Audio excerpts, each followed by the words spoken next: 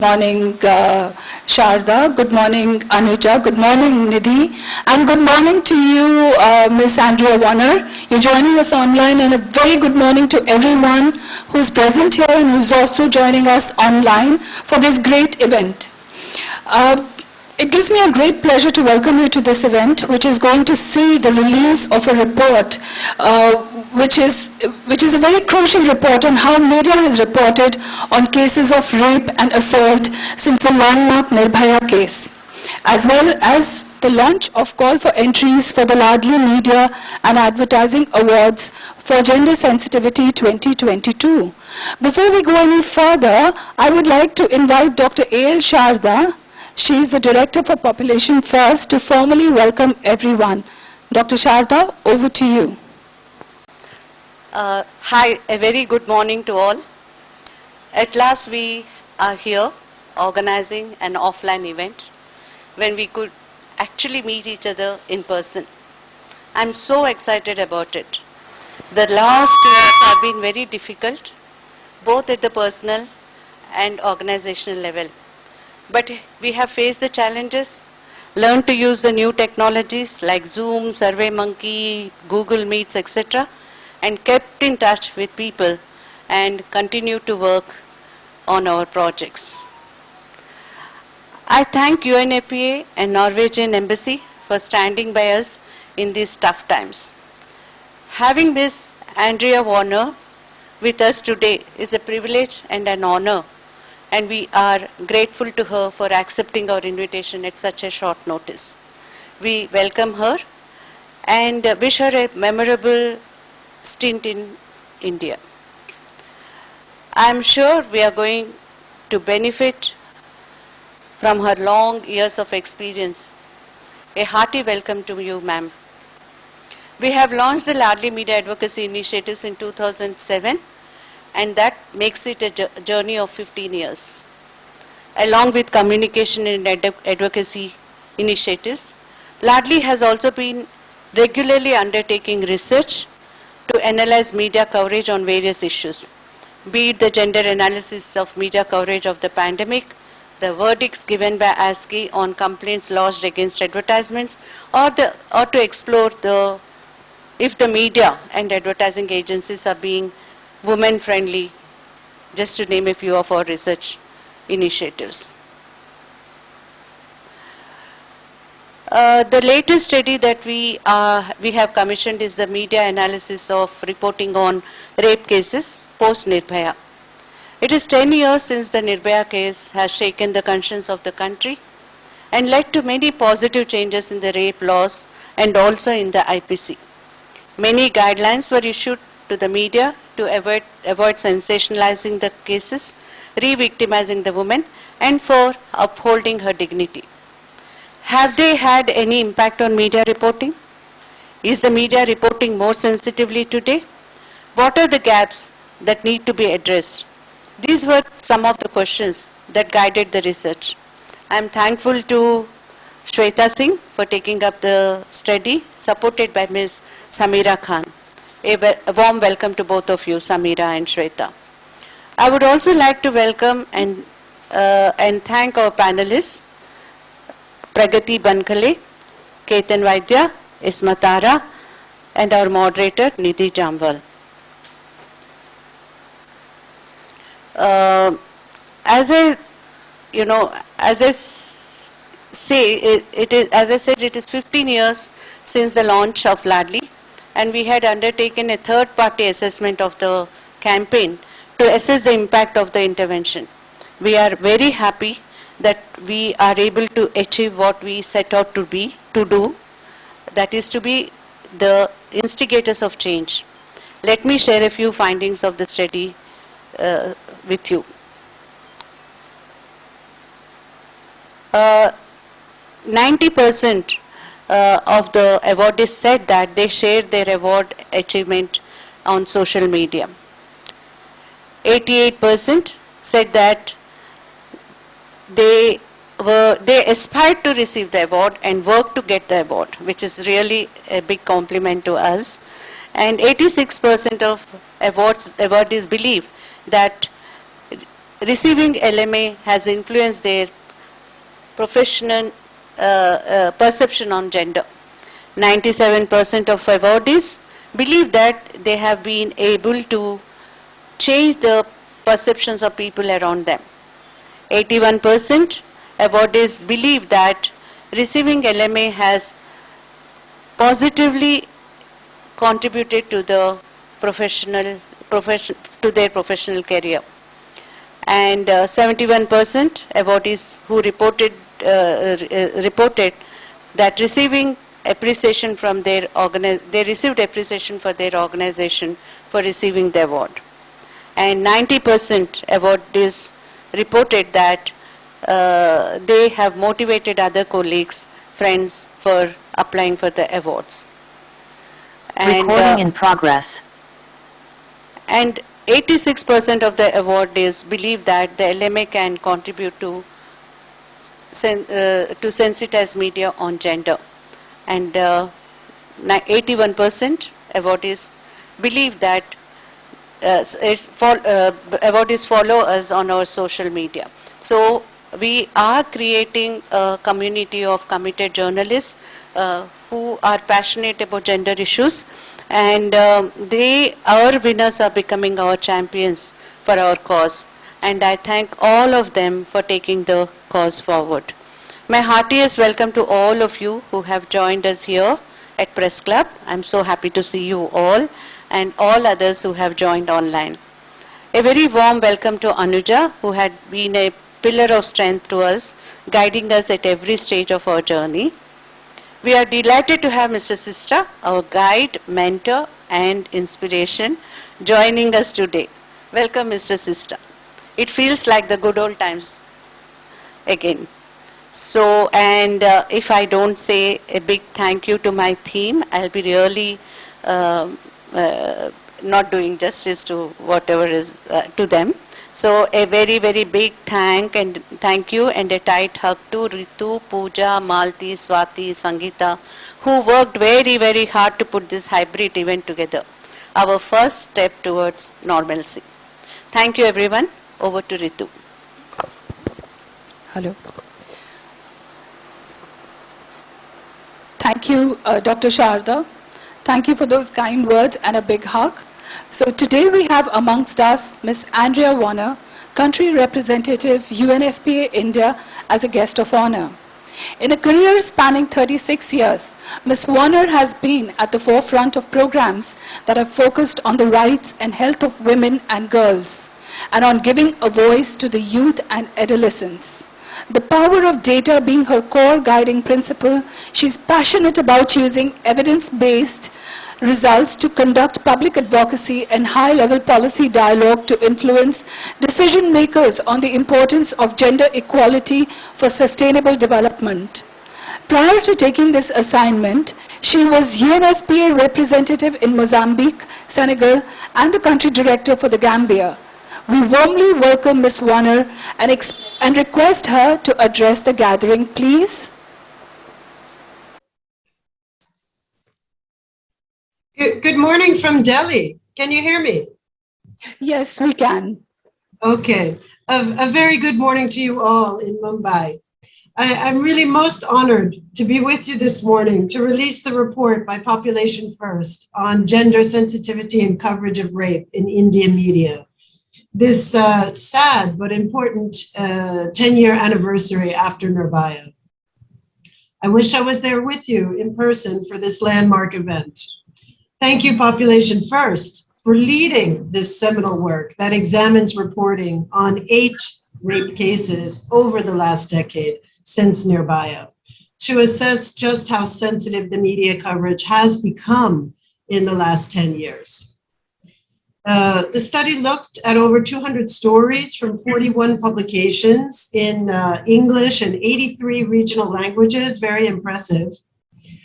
And for this, I'd like to congratulate Ms. Sweta and also Sameera Khan for leading this work. I also want to say thank you to the colleagues present from the media and the many journalists and social scientists who led the reporting on thousands of cases that occur every day in India and around the world. This is an act of courage, and we must all applaud it from UNFPA and across all of us practitioners. I'm very aware that I'm speaking from the same city where that bone-chilling and outrageous criminal assault was resisted by a brave young woman on that cold December night. Nirbhaya fought bravely, and she shook the collective conscience. Ooh, I get emotional thinking about it. I have a nation. She shook the collective conscience of the world, because even though I wasn't here, I heard about it. We all heard about it. But she gave her life so that all of us would change our social values, our norms, our institutions, and our collective humanity. And we must measure up to her call.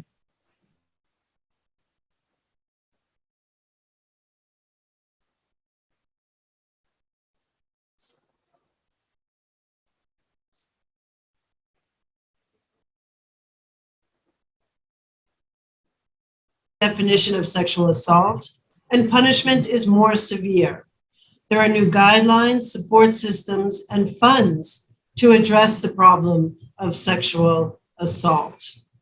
But we have to ask ourselves the question, have the mindset, norms, and behaviors changed appropriately? These are the questions we must continue to ask, and we need to arrive at specific answers. Is media reporting sensitive enough? Does it really challenge existing gender stereotypes? And does it delve into the root causes, questioning the negative gender and social norms of the society? These bold but pertinent questions cannot be ignored. And while it's only my 7th week in India, in this short time, I have seen that social values and norms, as in the world over, are really fundamental to driving change. We at UNFPA firmly believe that every woman and every girl should have a right to live free of violence. And in this, media and communications play a critical role. So our partnership with Population First and the support to the Laadli campaign on mainstreaming gender in media is an outcome of this belief of ours. Dear collaborators, sexual violence happens in every country.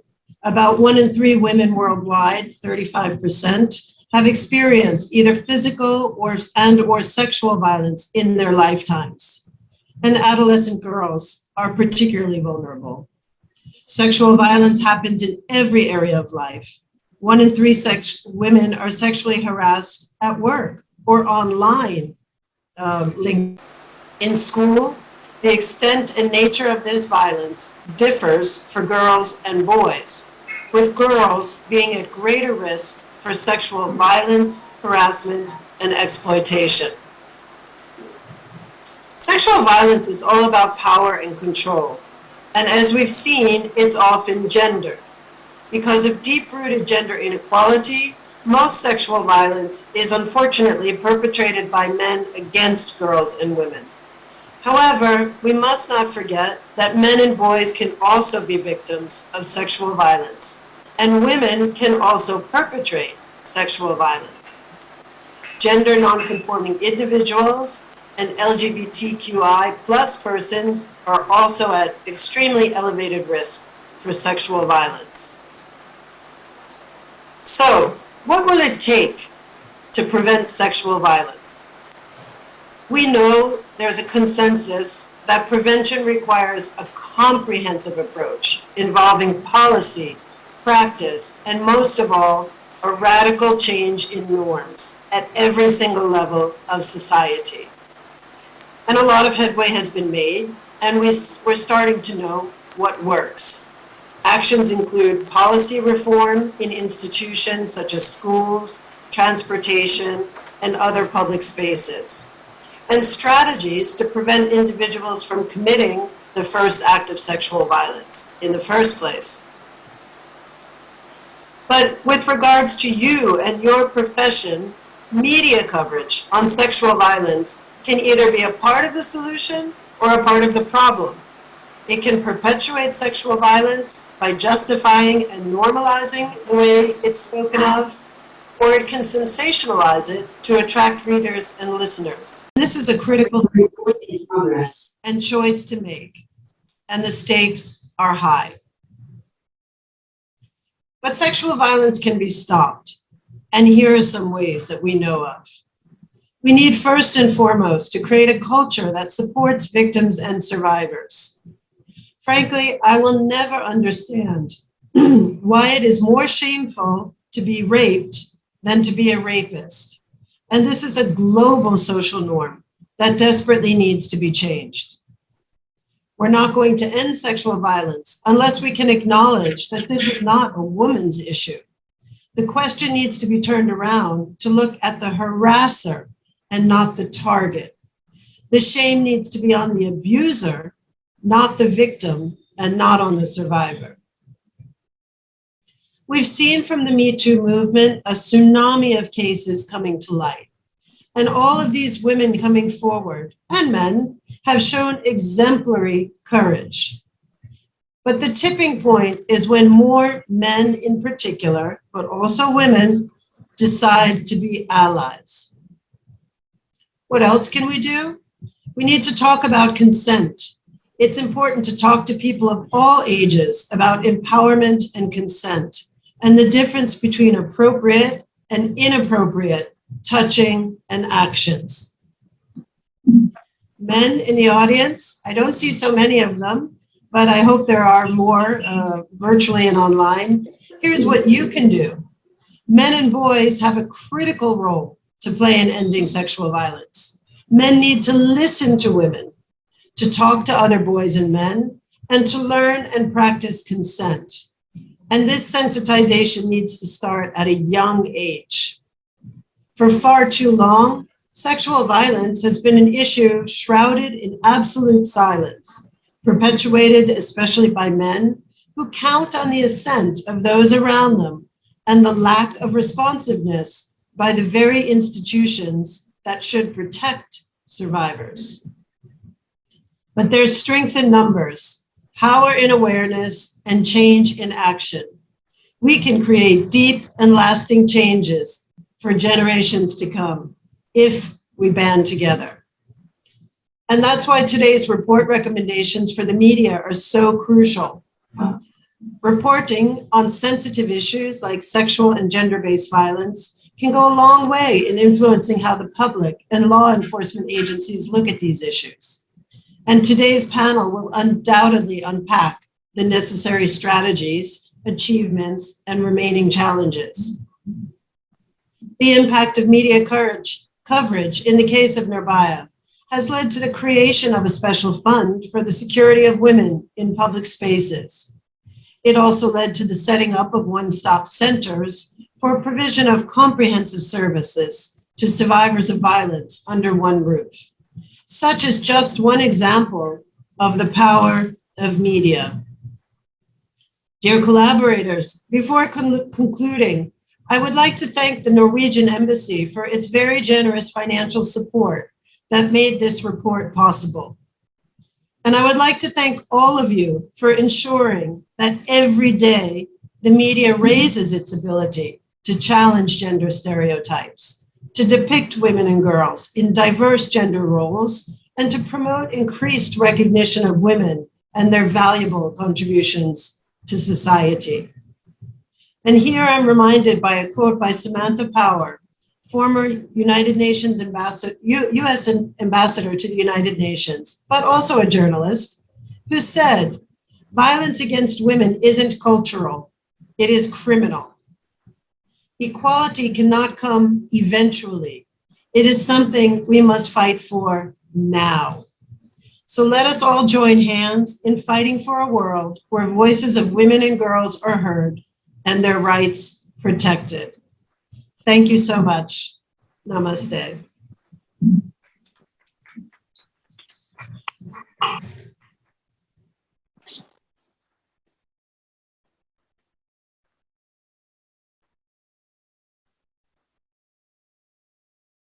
Hello. Yeah. Thank you, ma'am, for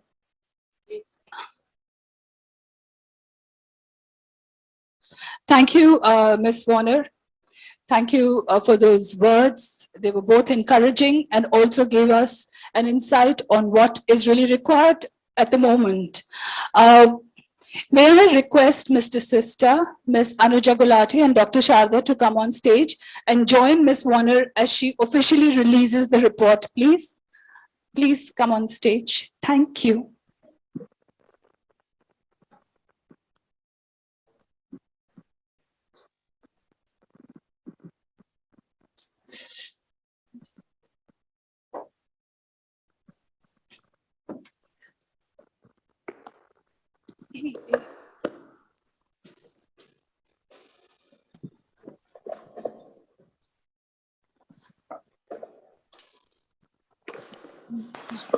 Ma'am, Ms. Warner, may I request you to officially release the report, please?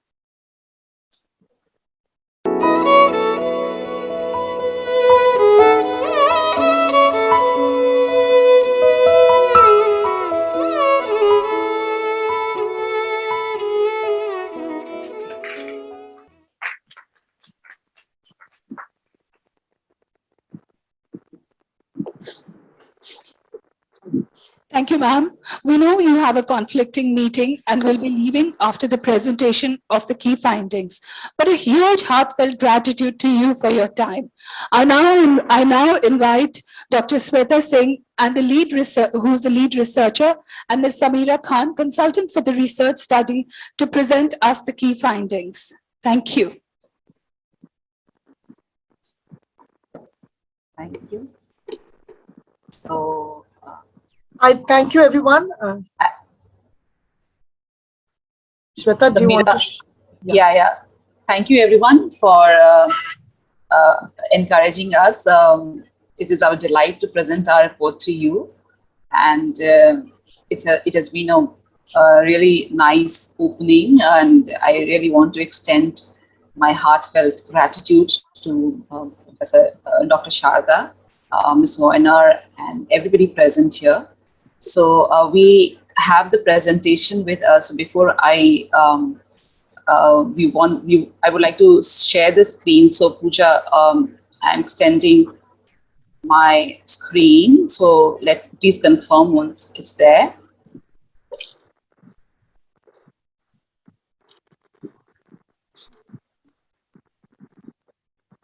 Sameera, is the screen visible to you? Yes. The presentation? Yes, it's visible. Sweta, it is visible.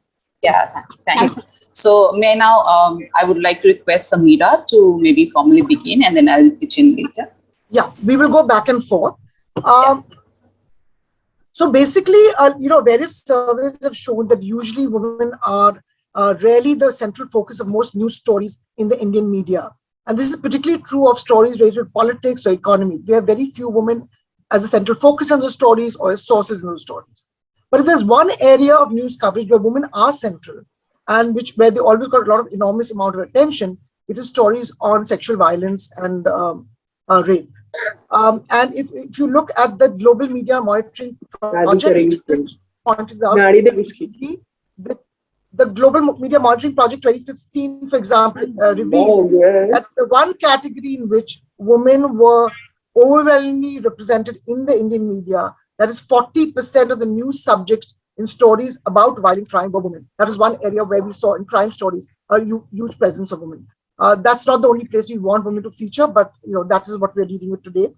However, even this attention which is paid by the media to women in stories on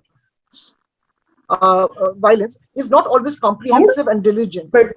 Studies have shown that the media is usually selective in what rape cases chooses to cover in more detail, and often a rape survivor or perpetrator's class, caste, location of crime, whether it's urban or it's the rural areas or tribal areas, whether the location is public or private, all these factors help decide not just which rape stories are reported, but also how they are reported. And other factors like local politics or controversies or the type of media platform or the language being used to report may also play a role in this. About almost 10 years ago, and this year in December we'll mark the 10th anniversary of Jyoti Singh's brutal gang rape and murder in the heart of New Delhi. It received a lot of inordinate amount of media attention, and was famed as the Delhi gang rape case, even to today, or the Nirbhaya case. The news story did not end for the journalists with the victims, the victims' rape and death, but it continued as the media followed not just the legal case that ensued, but also the huge nationwide protests which broke out. Ordinary citizens took part across the country. And also the setting up of a very crucial judicial committee that eventually rewrote India's rape laws, which is a much needed initiative. In the years that have followed, in the decade just followed, there seems to be a noticeable effort by the media across the country to report more on sexual assault and rape. And the aim of this research study, Gender Sensitive in the Coverage of Rape in the News Media, is to look beyond that quantity of rape coverage and instead assess the quality of that. In particular, how gender sensitive the Indian media's coverage of rape has been in the past decade. The research study has been supported by Population First, UNFPA, and the Royal Norwegian Embassy in New Delhi, and we really want to thank them for this initiative. Now, how did the study do that? How did it assess it? Now, you can do this kind of study in many different ways. The way this study chose to do it is basically look at, analyze, the news coverage in 8 key rape cases from different linguistic regions of the country. So try to see they were geographically spread and focused on 5 of them in great detail. And sort of these stories were sampled from various media publishing, print and digital, from different regions of the country and in 6 languages. It's in 6 languages, English plus 5 other Indian languages, which includes Hindi, Malayalam, Bengali, Assamese, Marathi, among them. So I'm going to ask Sweta to tell you more about the scope and sample of that, what we were looking at, and then we come to the main findings. Yeah, so basically, as it has been stated here, so we looked at 5 cases in detail. The Shakti Mill case where a photojournalist was sexually assaulted, raped. So we looked at Times of India English and Maharashtra Times in Marathi. So this was an incident of 2013. Then we also had a Jisha rape case. So we looked at the News Minute in English and Malayalam Manorama in Malayalam. So this was a case for 2016. And how we decided on these cases was basically determined by the researchers, a team of researchers. So we had a 6 team of researchers. So these were journalists and academicians. So we kind of stated the brief that was given to us from Population First, and we kind of had some sessions initially as to determine as to how do we go about finding out the cases that we need to study. And depending on the access and availability of the cases, we kind of narrowed down on these cases that finally were monitored by 6 researchers. So we looked at 200 stories from 41 media outlets. These were in 6 languages, including English and the 5 written languages. We had 8 cases, 5 it has already been mentioned. 5 we have studied in great detail. 3 we have touched upon briefly to gather as much trends and patterns as possible, just to kind of extrapolate some of our understandings. So we also had Kushmandi rape case, which was a case from Bengal of 2018, and we studied Business Standard in English and Anand Bazar Patrika in Hindi. The Hathras case, which was widely reported and kind of very sensationally too. So this was studied in Times of India and Amar Ujala in English and Hindi. This is a case for 2020, and the IIT Guwahati rape case. So even the news outlets were determined by the researchers. Essentially, the brief that we kind of had amongst us was that we will at least try to locate 2 news outlets for each of these stories, one in English and the other in the regional language, and if possible more. So these are the stories that we could manage from these news organizations. So we had 83 stories from these 5 different languages and 117 stories from English. So we are kind of mapping 5 linguistic regions. So in all, six languages have been covered. So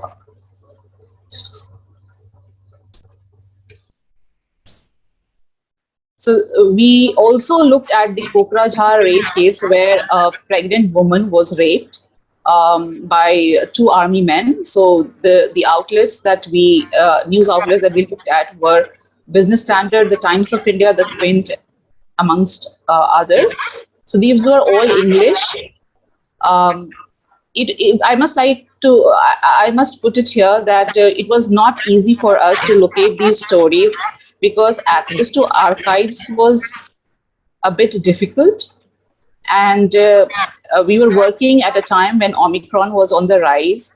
So even if we wanted to get physical access to the stories, it was getting difficult. So whatever we could manage, so that is why we have put these cases as add-on cases, because we had limited sample for these three cases, and we have tried to make sense of that. We also looked at the Sakinaka case, which was reported from Mumbai, Andheri. And here we looked at the Midday English and Lok Satta Marathi. We also looked at the Kopadi case, which was reported mostly from the Indian Express and Lok Satta. This was from 2016. So how did we go about arriving at a way to assess gender sensitivity parameter, gender sensitivity in the coverage of the stories? So we thought we must use a few parameters, and based on some of the understandings coming from the studies before, we looked at these 8 parameters.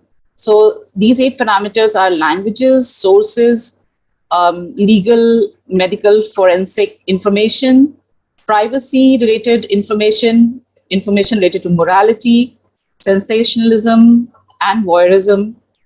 We also looked at intersectionality and gender justice.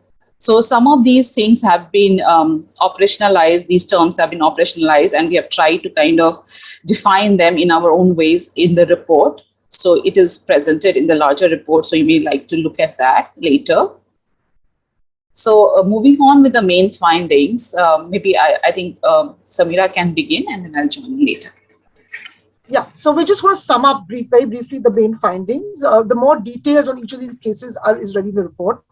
The most noticeable trend, of course, is that we are seeing substantial, as I said earlier, the quantity of coverage on the issue of rape has substantially gone up in most media publications across language.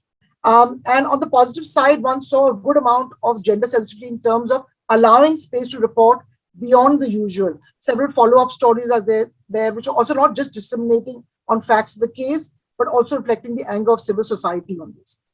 There's also a definite shift in some of the language used in much of news media, which seems to be more gender sensitive in many cases. And there is some kind of attempt to bring out more nuanced coverage, at least in the cases we have studied for this report. At the same time, I want to say there's an appropriation of many rape cases with the Nirbhaya case. Often you're tagging in order to figure out how important the case is or why the media is reporting on that case. It's almost cases are tagged as in stories Nirbhaya 1. There's another Nirbhaya which has happened. Nirbhaya 3, Nirbhaya 2. And so to visibilize it more, to give it more attention, somehow the tag of Nirbhaya continues to be applied to many stories. This treatment, unfortunately, decontextualizes the specific details of each case and has the tendency to homogenize narratives of rape. More importantly, post the Nirbhaya case, we noticed that only the most brutal cases with the most visible injuries gets wider visibility in the media. And perhaps that's the reason for such frequent appropriations and comparisons, to almost explain why are we covering it, why are we reporting it. So it's almost like a case has to reach a certain standard of what is considered the Nirbhaya standard of rape before the media gives it enough attention. And I think that is a worrying tendency, is to conflate all rapes as one kind, and the more visible injuries are, it means it's more important. So that was an important finding. The other is if you look at something like a lot of differential treatment in how we treat the accused and the survivor. An example, just a small example, this is one that's stored in the IIT Guwahati case. Headlines that this were common, and that this is just an example of one case having it. 2 IIT Guwahati students allegedly raped, 3 girls. not telling. So it's apparently the perpetrator, the male perpetrators are, from the acclaimed IIT Guwahati institution, but it doesn't tell you that 3 girls are also from universities, including one of the girls is also from IIT Guwahati. So it's almost as the identity of student or a student of this prestigious institute is associated only with the male accused, while the survivors have been called girls, even though one of the key survivors is a student of IIT. The use of the word girls tends to infantilize women, and also shows that the professional and career identities are more associated with men than with women. And this seems to be an occurrence in many sort of stories. The other thing is we noticed that the media doesn't adequately is trying to pay attention to legal medical forensic details. Laws are changing. The media has to keep abreast of them, but they're often in some cases they're there and present. In some cases they're questioned. Often they're misinterpreted or missing, and there's no logical explanation given for that. So, for example, even when the medical and forensic information is mentioned, it is usually carried verbatim as official statements without any critique or questioning, and sometimes totally used to deflecting the central focus of the story. So, an example of a story like this, where a senior investigative officer is saying this based on the medical, is saying that the forensic report does not find inclusive information, and it says there's no rape. No medical report will ever say that the rape took place or not. Medical reports guide themselves in different ways. The story does not contest the fact that the medical examination of the victim was carried out several days after the rape, but forensic evidence or medical evidence becomes very difficult to gather. More importantly, the story does not point out, and this is an example of one such story, that under the new rape laws, which were passed in 2013, it is not necessary to corroborate a rape using medical and forensic evidence. Thus, in the Hathras case, for example, we saw that the journalists are not really aware of the changes being made, and since 2013, a lot of changes are made to get aware of medical forensic evidence laws in rape cases, as a result of which they cannot adequately cross-question their official police sources or law sources, even when patently false information is being peddled to them. This is also one of our recommendations that the media needs to be abreast of this. Okay, it's over to Sweta to cover more of our findings. Right. Thanks, Sameera. And as we kind of take the findings forward, our study shows that if you look at the data part of it, some of the parameters or the sub-parameters, say for example, for language, we used one of the sub-parameters of keywords. We used other sub-parameters like the tone and the use of stereotypes and other indicators. So in many ways, if you look at the choice of words and phrases, we find mostly the keywords used are positive in the sense that we find there is a good number of stories that show gender-sensitive keywords. But when we kind of go beyond these keywords and we kind of engage with other parameters like sources, we look at how legal, medical, forensic informations have been dealt with in the stories. How does privacy gets covered, or is compromised or not? Then we realize that qualitative engagement with the stories give us slightly different pictures. So we see that there is some good amount of stereotypes in the way survivors get depicted, or even the perpetrators get depicted. And we see that in not just in the language, but also in the sources that get featured. So, you have official sources getting represented most of the time. So we see the doctors, we see the lawyers, we see the police people, but we don't see much of the people who are the relatives and the family members and people known to the survivors and the victims. We also see that the breach of privacy is present in some of these cases, and there's inadequate reference to intersectional elements. So intersectional elements related to caste, class, religion, all those factors, they are not adequately present, even in the cases where they are very obviously there. So I will come to that maybe in the next slide when we discuss Hathras a bit. So looking at these parameters, we realize that even if there is a trend towards gender sensitivity in the coverage of the stories, there is a whole lot of problem that we see in the way these stories are treated. One of the findings that came out was that in a story from Assam related to Kokrajhar, we see that the complainant or the survivor is getting doubted, where there is a story that is headlined as Assam, a pregnant woman raped by army. Here in the headline, the word raped has been put in a single quote.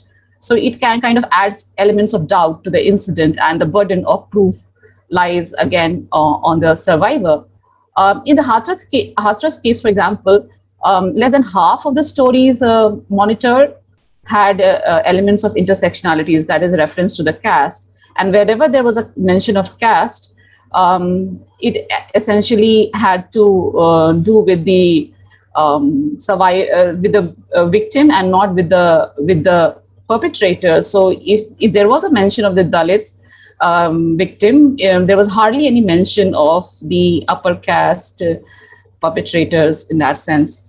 So the stories did not have enough reference to that. Another finding that comes out from our study is that we see that most of the stories have single official and male source. So there are very few stories which have female sources. So what comes out from the study is that only 23% of the sources were female. There were many stories which did not have a source at all, or it was difficult to identify the source. But male single source was the dominant kind of a pattern that emerges from our study. There are other stories which are sensational and voyeuristic in nature. So, details that ought not to be there have been mentioned. For example, in this headline, we see that, vivid details have been mentioned in the headline, which says the tribal woman gang raped, and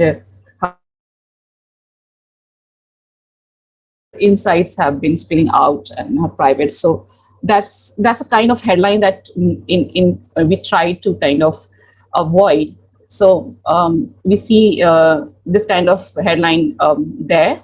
The intersectional elements are present in 33% of the stories only, and mostly these were present in Hathras case, and the other 7 stories did not have intersectional elements. When it comes to the gender justice, the elements of gender justice, we realize that elements of gender justice are not incorporated in the stories.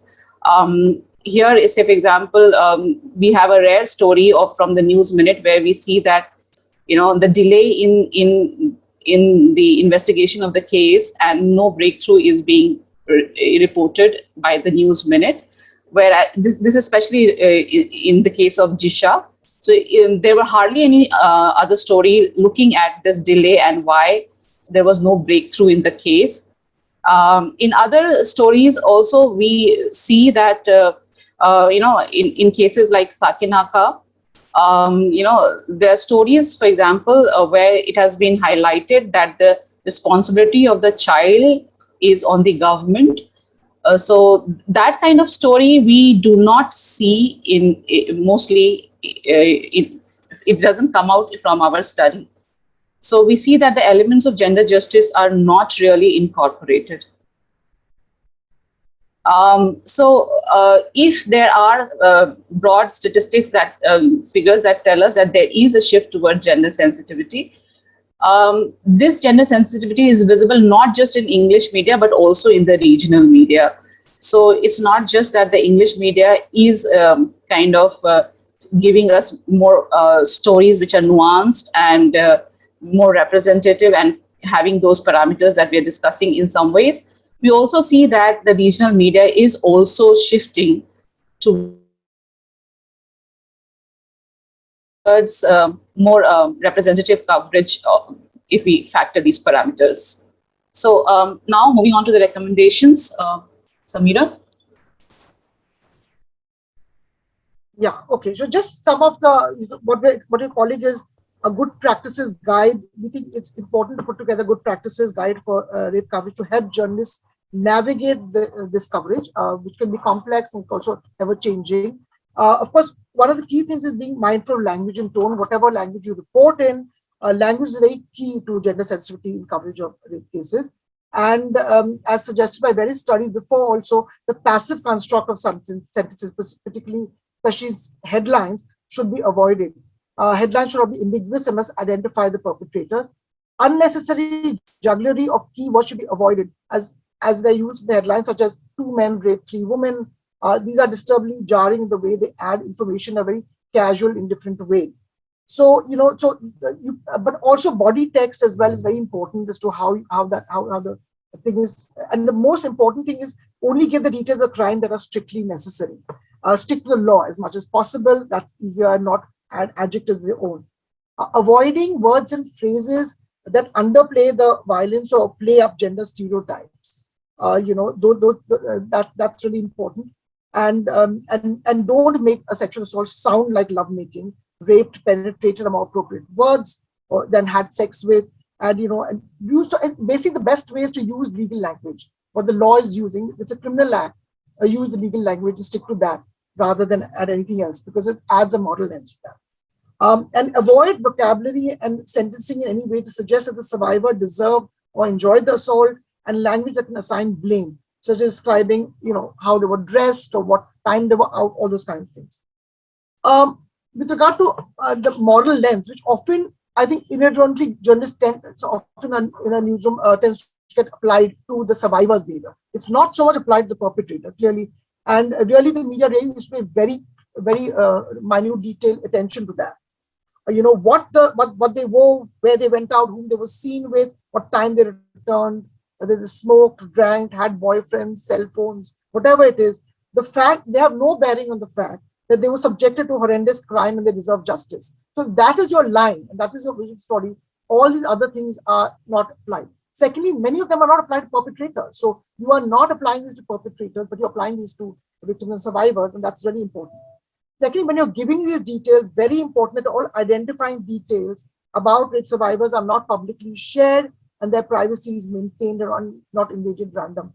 And of course, there's a law in place for that. Section 228A of the Indian Penal Code prohibits photographs or identifying details. And identifying details means more than just the name being changed, or it's details of where they stayed, what they do, all those kinds of things. And the media has often crossed the line. So mostly they do get, they're trying very hard in the last decade, we've seen, to get that right. That's one aspect they do try to get right. Then the issue of really important thing is legal medical awareness, as I spoke earlier. This is really critical. We're seeing this, and in fact, I think you can do a separate training module with journalists just to tell them on a regular basis the legal changes, the forensic medical evidence changes. It changes the way you question your official sources, because if you're going to rely on them, they are not telling you on the situation. The official sources, the police which you're interviewing most of the time, are not telling you laws change, so now we only look at this. They tell you things, I don't know, either they seem unaware themselves or it's been purposely done. But so definitely journalists need to have their radar up and understanding these changes. Need to have full understanding of all these changes. And please understand what law cases belong under IPC, Indian Penal Code, what applies under POCSO, which is for people who are minors and under 18. And then prior to 2013, the rape law was very different. After the Justice Verma Committee made suggestions, post the Nirbhaya case really, is when the whole definition of rape, and I'm not going to go into that, but we know the rape change, but many little things of evidence, how the statement is recorded, where it can be recorded, can you access a private hospital, can the survivor access a private hospital or only public hospital, that is also being done. The other thing is sourcing for stories, and this is very important, that we need more women as sources in these stories. We need more experts, the right experts. Because the other thing is everybody who's a gender expert is not an expert necessarily on sexual violence or rape. They could be a gender expert on development, on environment, on health. I keep saying that. Every person who works in a women's NGO is not an expert on gender violence. So please go to the right experts, get in more gender voices, lay people, experts, getting voices from women and other marginalized genders, make sure they're your stories, and also other issues of across intersections of caste, class. Use this as an indicator of widening your source base. If you're a crime reporter who regularly reports on this, your little black book should have all kinds of sources, in that. Secondly, this over-reliance on official sources. At least introduce a note of skepticism to your reporting. If you're forced to use official sources, definitely don't try to use anonymous sources when even law enforcers cannot go on the record saying something. So please question it, raise it as skepticism. Don't take it as, a sort of the truth or the fact. So sourcing is very critical because that is where the information is coming from. Include intersectionalities. Sweta has also talked about this in certain cases. Why we saw it in Hathras, in the other case in Bengal, also Kokrajhar, we did see the issue of, not Kokrajhar, Kushmandi. The Kushmandi case in Bengal, which is set in a rural area, it's about a mentally challenged Adivasi woman. So the intersectionalities of being Adivasi, being tribal, of disability, of caste. Now, the media needs to recognize that certain intersections, such as caste, your class, your working class status, your minority status, disability, your sexuality, can increase the vulnerabilities of those women to sexual assault and rape. So all women, gender is not a category on its own, it's a category with many other categories. And that's why, and you need to look at that. Stories involving caste and other intersection elements need to highlight how the power equation may have played a role in the incident, and refrain from casting as personal survivor or the family member. The final, I'm not sure Sweta mentions about intersectionality, but the Hathras case, what we noticed in the, many stories try to get away. There was an issue of a Dalit Valmiki girl raped by upper caste Thakur men in a village in Uttar Pradesh. Now, many stories try to avoid it. The official state narrative of Uttar Pradesh tried to avoid caste coming into the equation. And we saw the same play out in little wars on social media, saying, why are you bringing in caste when there's gender violence? Because it's an important element. It probably adds to makes some women more vulnerable than other women. And the point is that some people didn't want to stress on it, but others who did talk about caste, interestingly talked more about the caste of the victim. Talked about her Dalit Valmiki status. But very few mentioned the caste of the perpetrator, which was upper caste Thakur men. And that is important. If you're mentioning her caste, you need to say what is happening. So these are things the media, we think intersectionality is a new area, but the media needs to pay attention in all kinds of stories, but definitely of sexual violence. Finally, we would say training, and not just training, but retraining. You can't go through just, journalism school, come out and say, I know how to cover it, or get retraining when you're junior. You need to get retrained at every level, and all people in the newsroom, people who handle copy, which is coming in and editing it, also need to be trained and retrained. You cannot have skill sharing one time, something which actually Laadli in Population First does really emphatically on training on the media. I just wanted to add here, Sameera, one point before we move on, is that in many of these stories that we have studied, we tend to get an understanding that the stories are not so much about the survivor or the victim as much as they are about the other things around the story. Say, for example, the politics around the rape. So you have a lot of politicians featuring in these stories. And the issue is kind of deflected from the core concern about the survivor and her experiences and the justice for the survivor and the victim's family. We see there are other issues, say, for example, issues related to the safety of the city, the larger issues which tend to gain a lot of traction and prominence. Say, data about increase in rape cases and the blame shifting between the ruling party and the opposition party. So, whenever such incidents happen, we tend to kind of quickly move on from the core story, and the emphasis or the focus from the survivor shifts to the other related concerns very easily. Correct. Now, I'm going to make one final point. At the same time, as training is provided, newsrooms need to make available mental health and trauma-related resources to journalists who report on such news on a regular basis. This is really important. We think this needs to be a service extended to journalist reporting. Thank you. And now, Sweta, just the ending. Yeah, and this is our team. We had a wonderful team of researchers and student volunteers. We had Gauri Vij with us as project assistant. We had Sanju Kumari, who helped us with the data. The researchers Athila, Ghazala, Jennifer, Rahi, Samhita, and Sudarshana, they really helped us in getting the data from different corners of the country and monitoring them using those diligent entries in the Google Sheets, which were like quite elaborate. We had more than 40 entries to be made for each of these stories. So we were also supported by the student volunteers from different universities and colleges. And for the data, we had independent data support individual, Sanju, who helped us with the data a bit. So thank you, everyone. And thank you, organizers, UNFPA, Population First, and everyone listening to us for bearing with us. Here is the cover page of our report. And Population First may be sharing the link that they might have uploaded on the website. That's it from our side.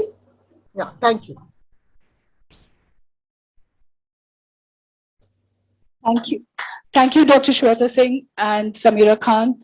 Thank you so much for this eye-opening report.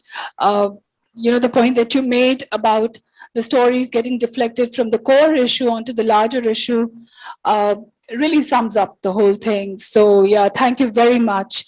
Thank you, Ms. Wojnar, for joining us. May we request you, in case you wish to just say a few words in summation, please?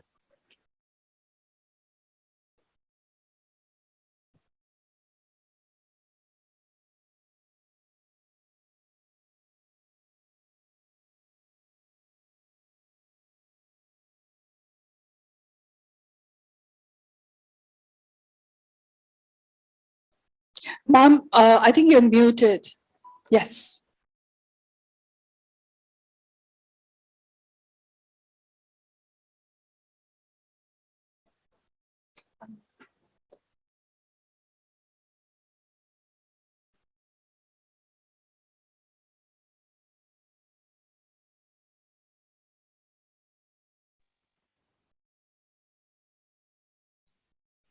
Oh, there we go. I'm so sorry. It said the host was not allowing participants to be unmuted.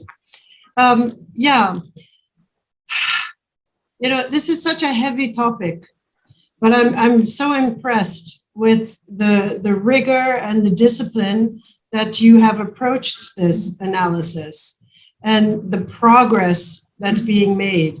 Obviously, there's a long way to go, and it will be a perpetual fight to educate all of those who are contributing positively and negatively to the way the media portrays these cases. I think one of the ways we will know, as you mentioned, if the larger issues themselves are addressed. But I really will take it back to the most difficult one, and it's about the social norms. And how do we continue to chip away at those social norms?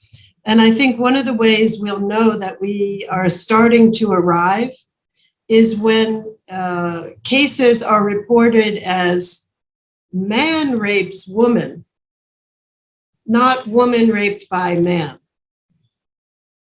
And really we need to put the action verb where it belongs, on the perpetrator, to start changing that narrative. And when we start seeing that as the norm and not the exception, I think we'll also know that we have made progress, and then we can also be focusing on the larger issues. So with that, let me congratulate you all for this work. We will continue to stand by you. And I look forward to at least 4 more years of work with you while I'm here, and to take this further and further with every day that passes. You have my complete support. So thank you once again, and congratulations to all. Thank you. Thank you.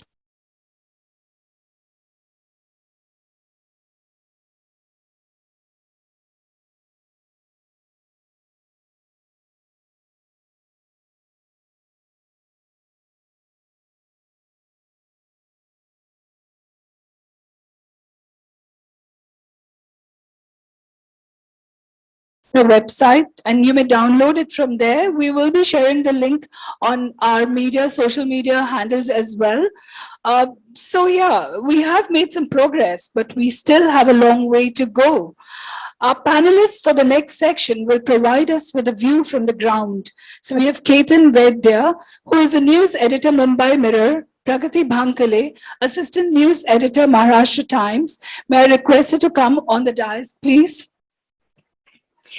Ismat Ara, investigative journalist with the Wire and a recipient of the Laadli Media and Advertising Award for Gender Sensitivity 2021 for her meticulous report on the Hathras case. Moderating this session will be Nidhi Jamwal, who is the deputy managing editor for Gaon Connection. So over to our panelists now for the next section. Thank you.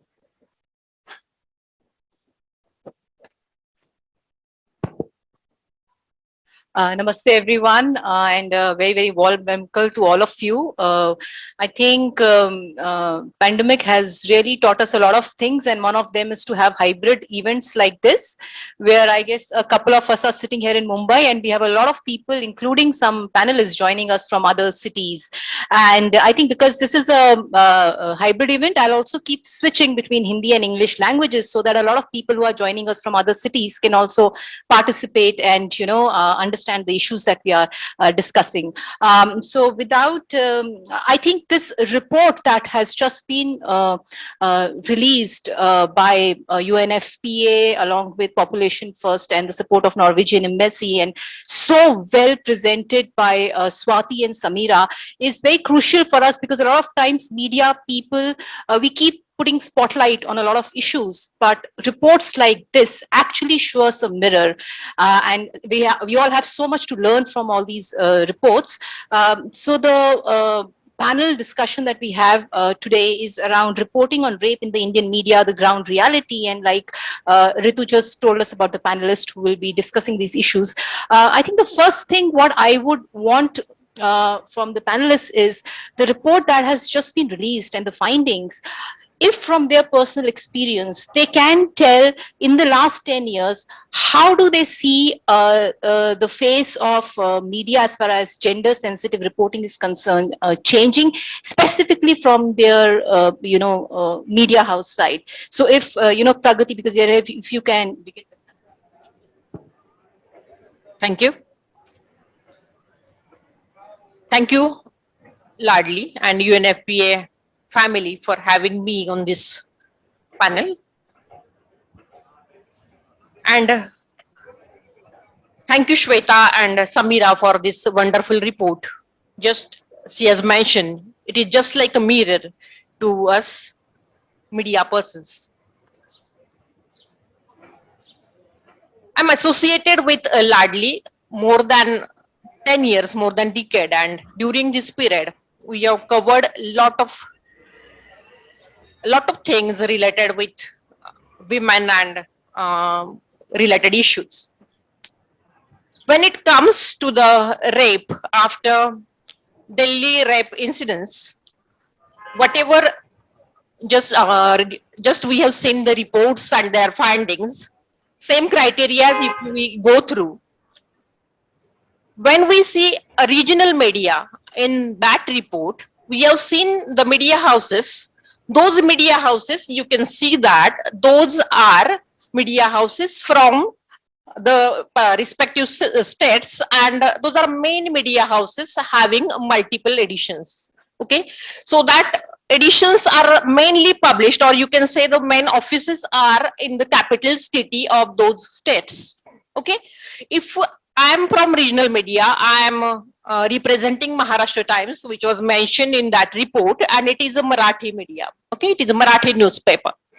If we see Marathi newspapers, then we can divide those Marathi newspapers in two sections.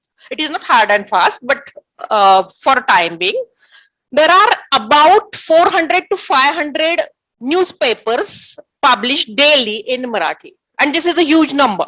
Okay, and if we divide about, I think 25, not more than that, we can say, okay, 50 newspapers are, we can say, as a newspapers which are published in capital cities, and those are multi editions newspaper. Okay, but remaining newspapers are, we can say, as a district newspapers, and the number is very high.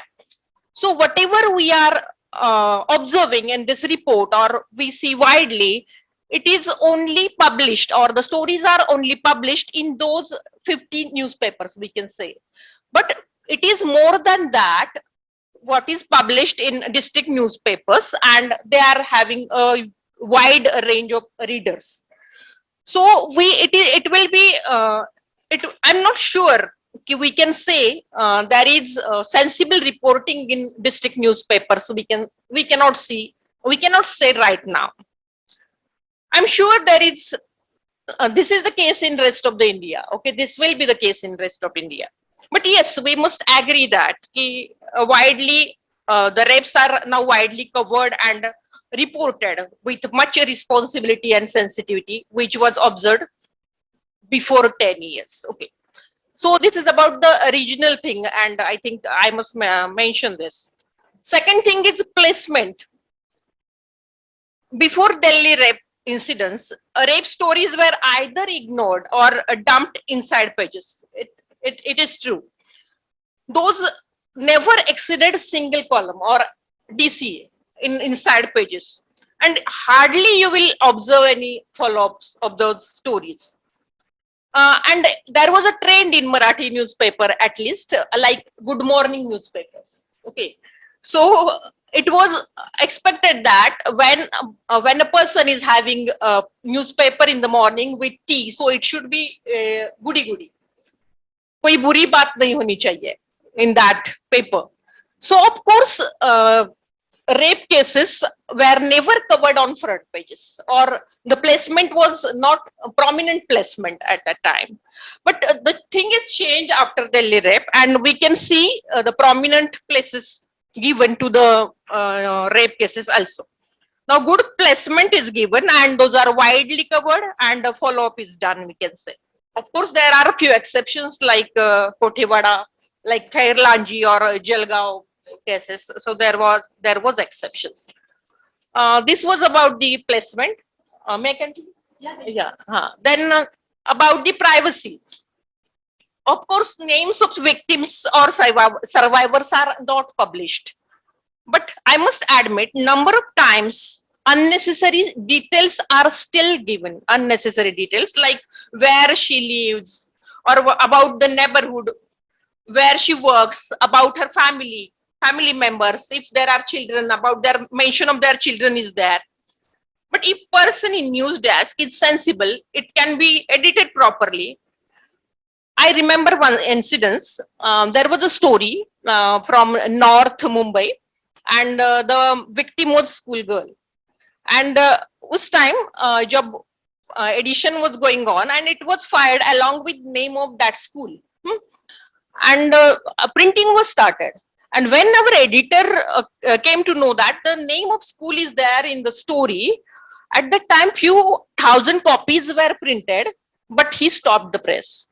And the name of school was not published in that edition at that time. So it is the great thing. But still, we cannot say it is the 100% thing. Still, unnecessary details are given in the stories. One can differentiate it, of course, case to case. Just we have seen that IIT Guwahati case, and of course, in that case, the name of the institution, though it is the educational institute, the name should be there. So it should be. We should differentiate case to case, of course. Then sourcing, as Sweta and Sameera mentioned in their report, it is true that 99% stories are totally dependent upon FIR. That means the source, the one and only source is the police information. Okay.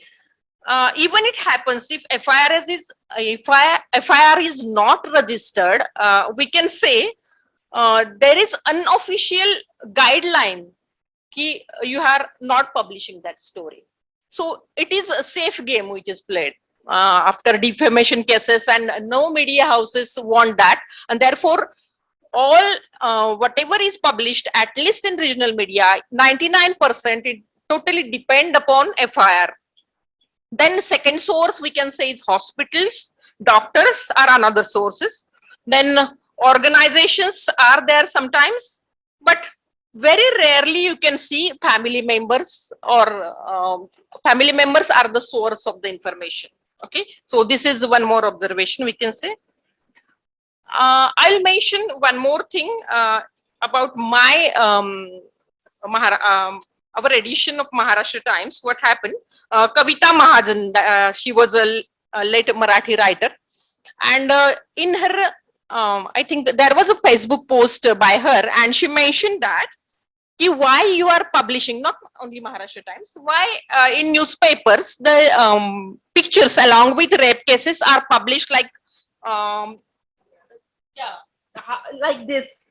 Then she is looking down, and the woman, woman is shown in. She is shameful for that.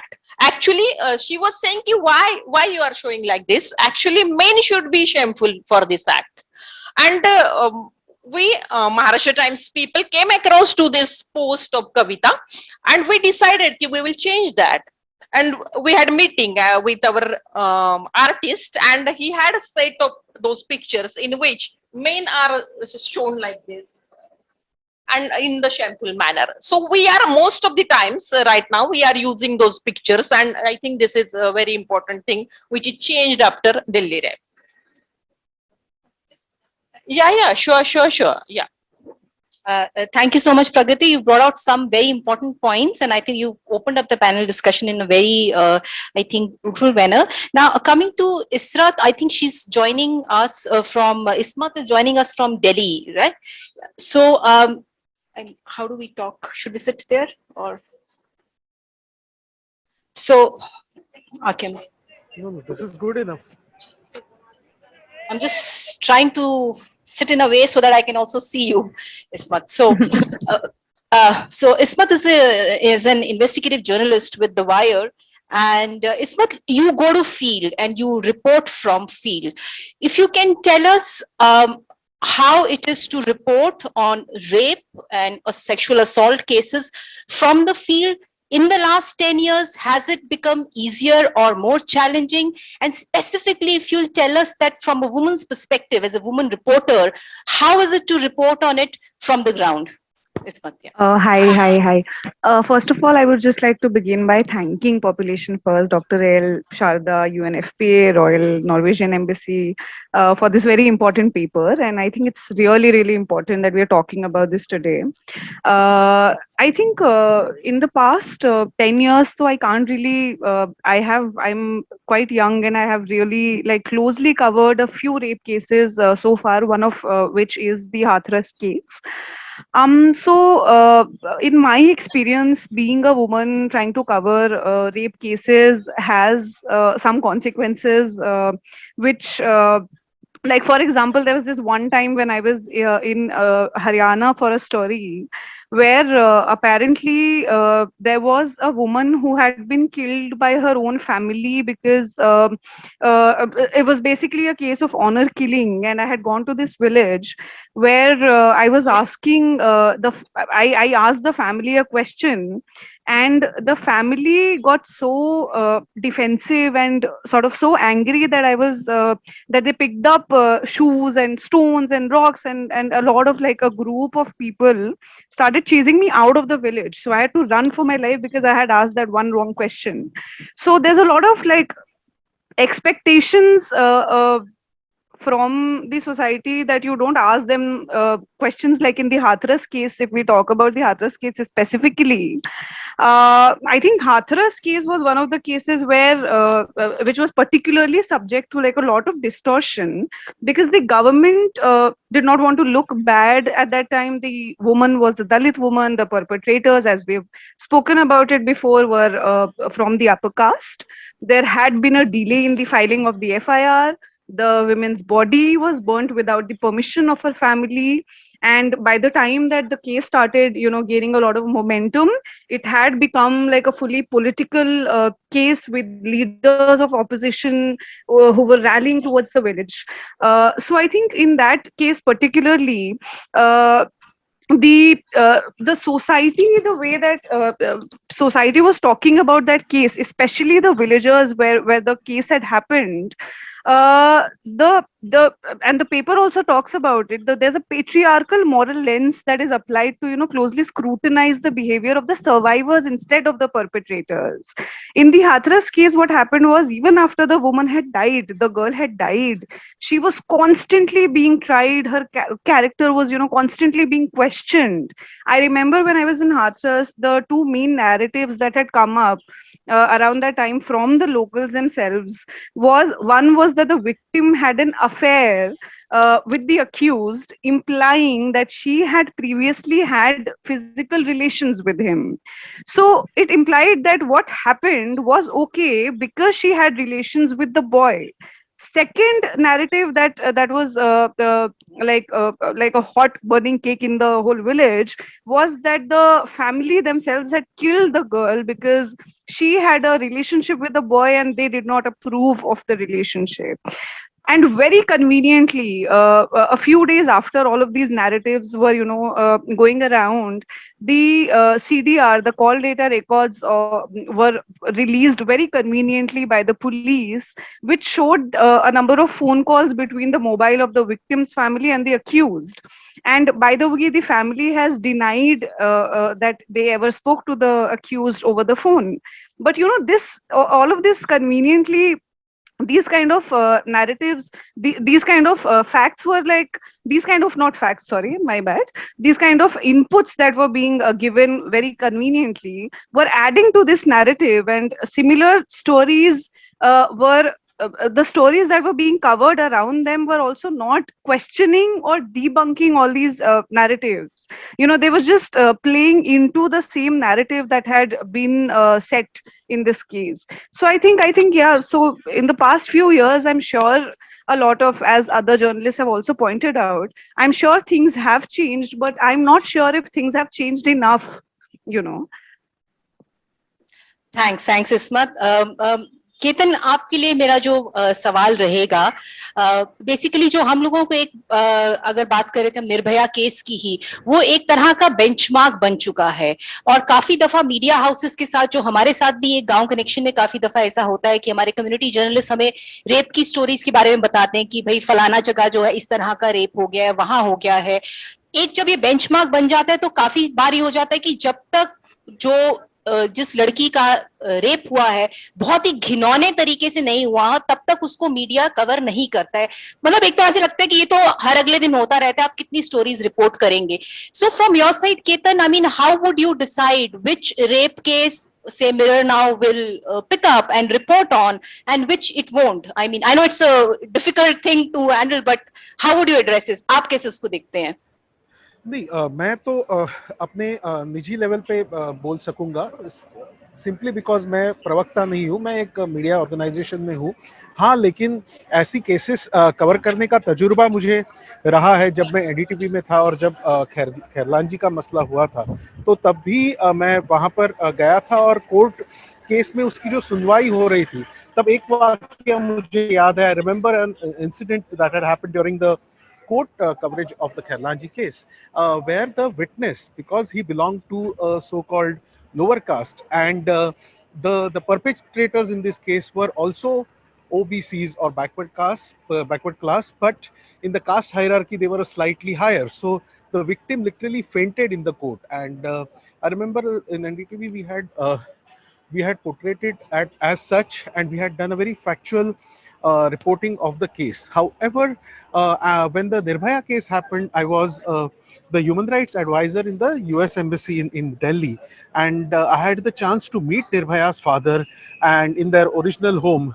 And I saw that there was a collective shame, because then I was intermittently, I was not in the media, and so I could look at things from an outsider perspective, and I saw that there was a collective shame that had set in as a society. So media is not a different species or or a rare animal species. We are a part of the larger animal mind, excuse my word, that is the society. And if the society felt a collective shame after Nirbhaya, then that shame had made its way in the way media covered it sensitively, and the findings of the report also elaborate that.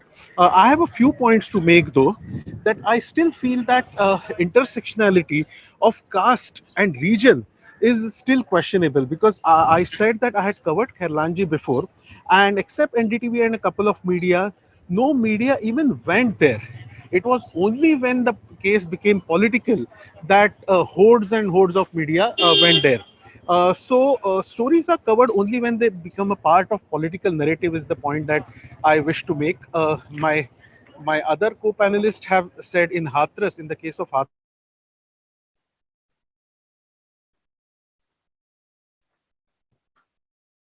I think we have lost Ketan, so I think till the time he reconnects with us, maybe Pragati, अगर हम आपके पास आए, और एक बात जो सामने आती है, जैसे अभी केतन भी बता रहे थे कि मीडिया भी सोसाइटी का ही एक पार्ट है.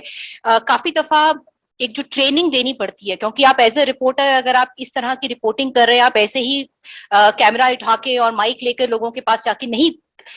इस तरह की जो ट्रेनिंग है, हमें पता है पॉपुलेशन फर्स्ट काफी सालों से ये कर रहा है मीडिया के साथ में, but is there enough training happening of reporters and also of desk? Because I might go to the field and get a story, but eventually वो डेस्क पे एडिट होके छप के अगले दिन निकलती है. तो is that training happening? How much is the gap on how does one plug that gap? Yes, this is the very important thing, because ये पूरे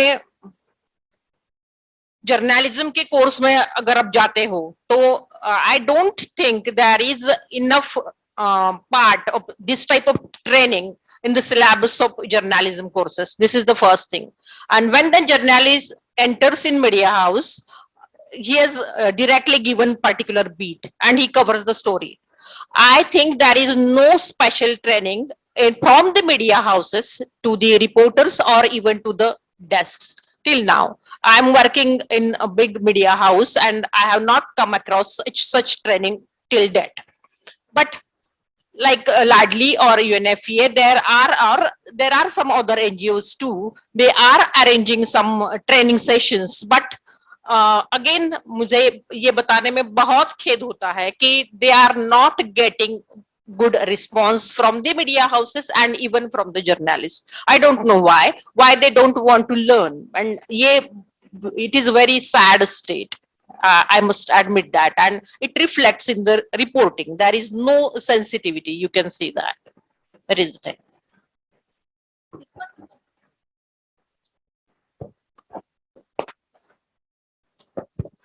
इसमत, आप इसमें कुछ कहना चाहेंगी, कुछ ऐड करना चाहेंगी? स्पेशली जैसे अगर आप रिपोर्टिंग करते हैं या आपके यहाँ वायर पे अगर डेस्क पे लोग होते हैं, is there any, like usually media houses have style sheets, like how to use what word and all of that. Is there any such style sheet for say gender sensitive reporting कि आप ये शब्द इस्तेमाल करेंगे, ये नहीं करेंगे, these are the things you will do's and don'ts for such reporting? कुछ ऐसा है? I think ये जो चीज है रिपोर्टिंग के दौरान सेंसिटिविटी को मेंटेन करना, ये रिसेंट टाइम्स में आई थिंक बहुत इम्पोर्टेंस के साथ उठाया जा रहा है और उठाया गया है.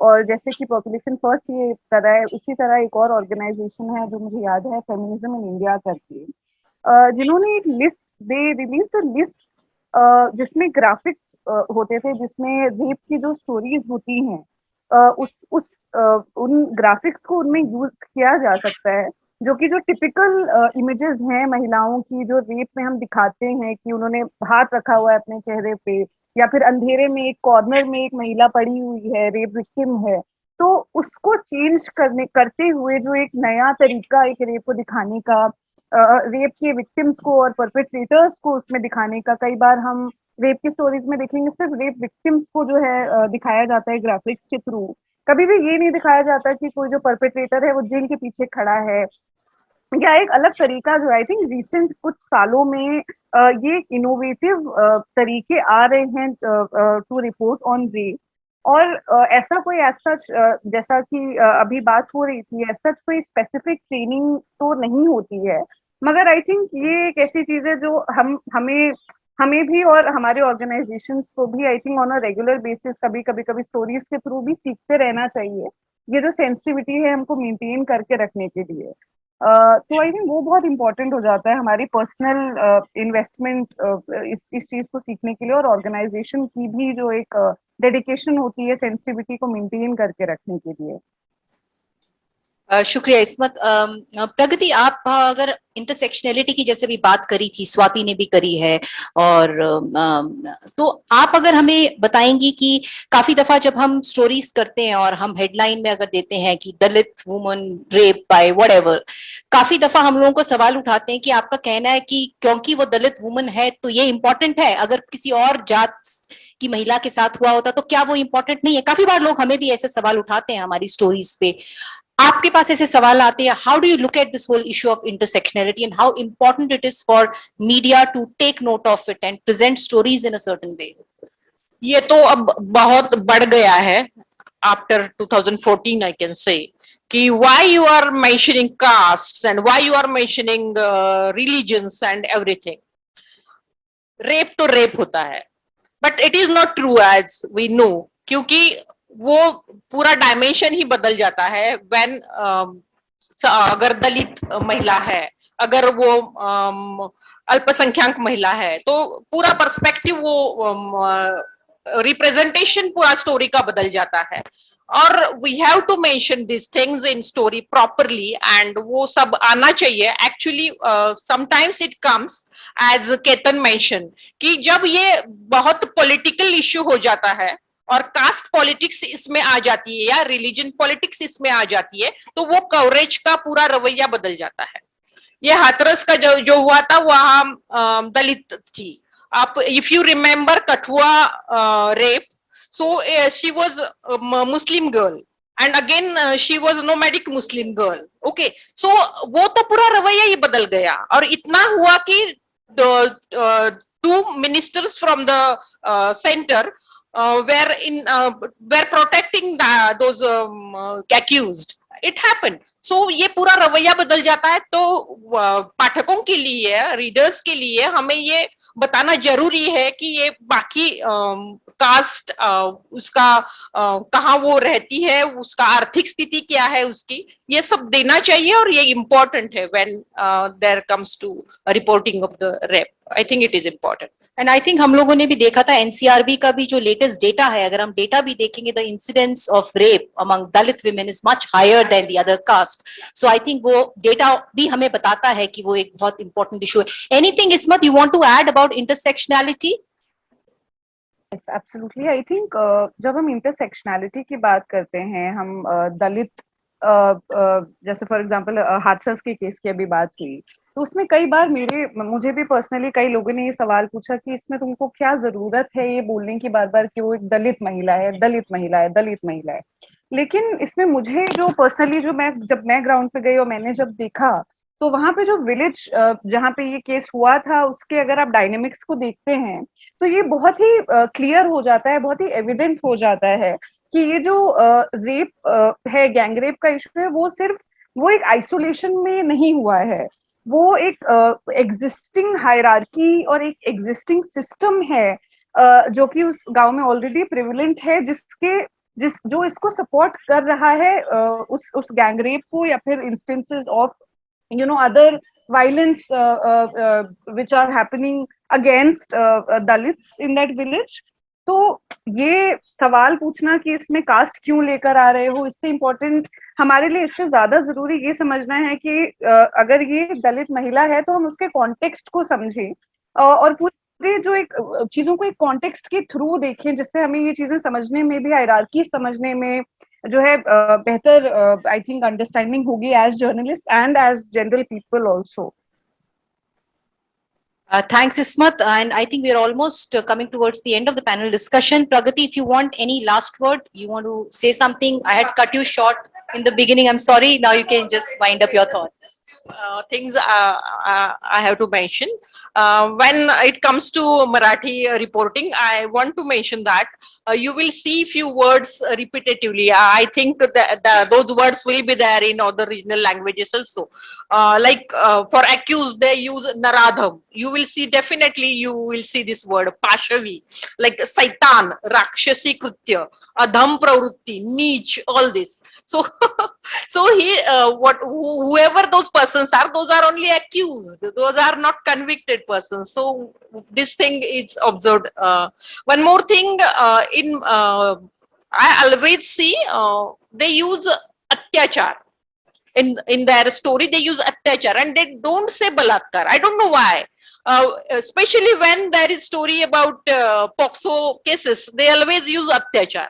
And again, I have always have to correct that. Why you are saying atyachar? Say balatkar if there is a balatkar. This intersectionality is just we have discussed. I would like to add a Kopardi case because I visited there, and it was just Ketan mentioned. I think it was very shameful caste politics at that time, and it was reported even. So just I want to mention that it was a very important role played by media in that particular case, and it was widely covered and very sensibly covered, we can say. But I just want to mention two things in that case. The side stories covered along with that was one was commuting problem of girls in that area. And not only in that area, all over Maharashtra, girls have to commute from their remote villages to schools. And again, the girl in that case, she had to go for I think 5-6 kilometers. She was cycling and she had to go for the school.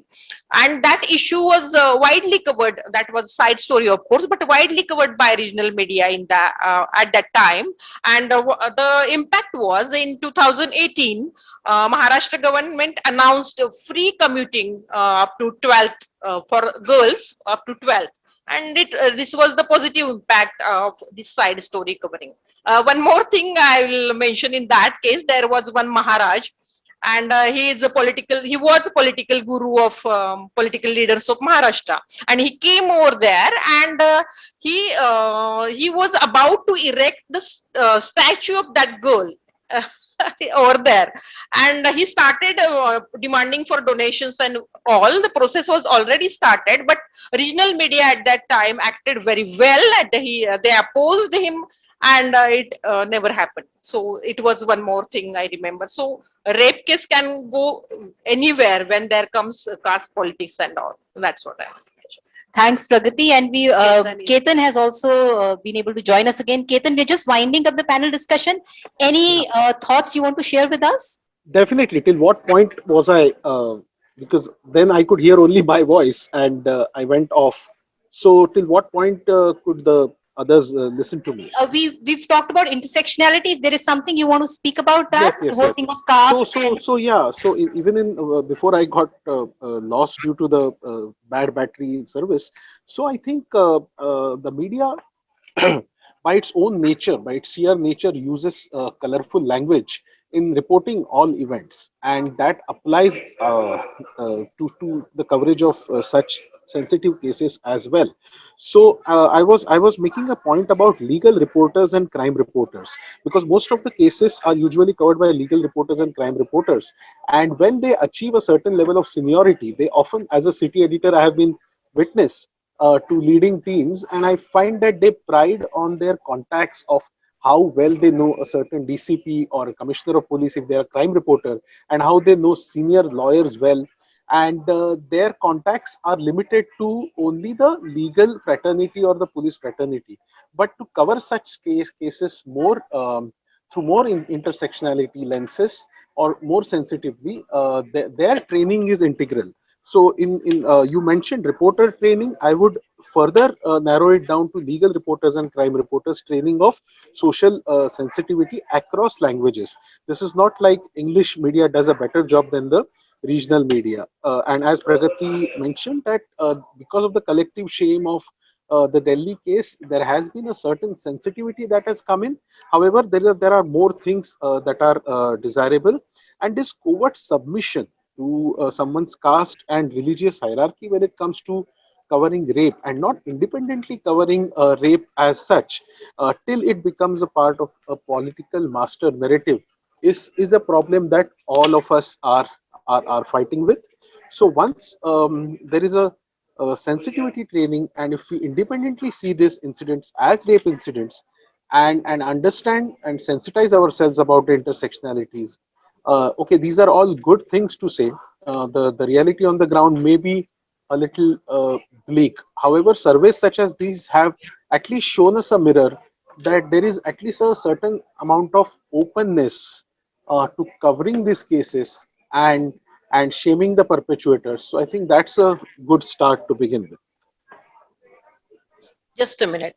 I just want to know, Ismat and Ketan, what do you think about Disha and Shakti laws? Disha is in Andhra Pradesh, and here in Maharashtra we have Shakti.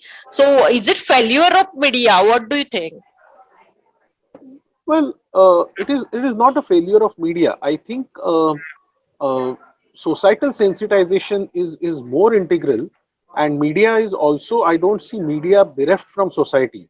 Okay, so if we are talking about capital punishment, and the way the master narrative goes, like, we almost end up sounding like a monarchy and not a democracy.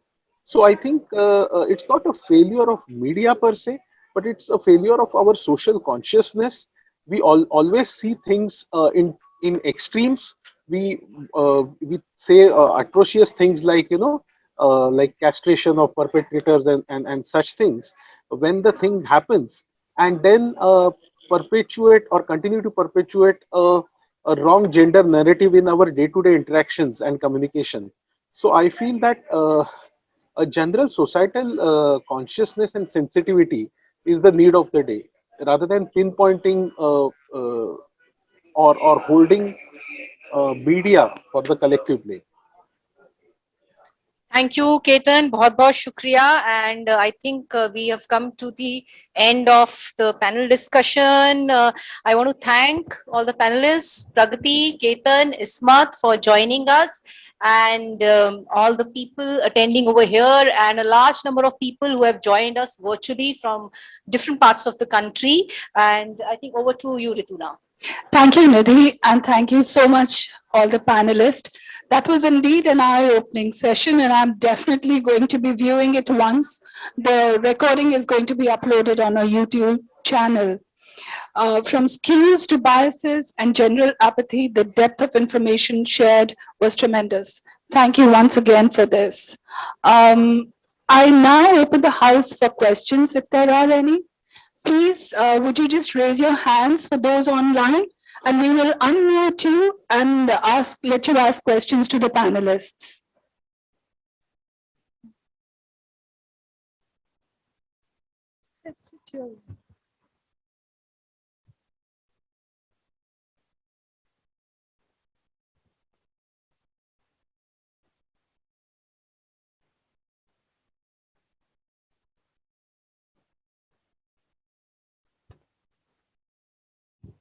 You could also type in the chat in case you wish to ask a question.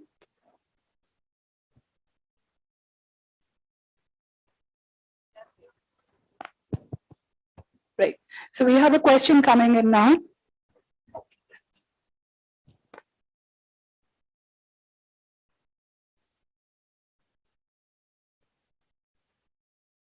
This way. Okay. Acha, acha.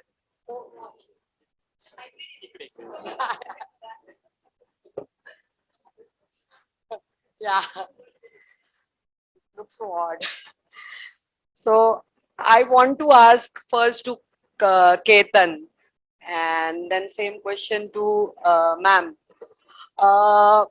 First thing is that when we were talking about the crime reporters, which actually Ketan brought in very rightly, it's not even while when we are in a edit meeting, like I have worked in almost all organization, I have seen that not even in the edit meeting, forget about the printing part.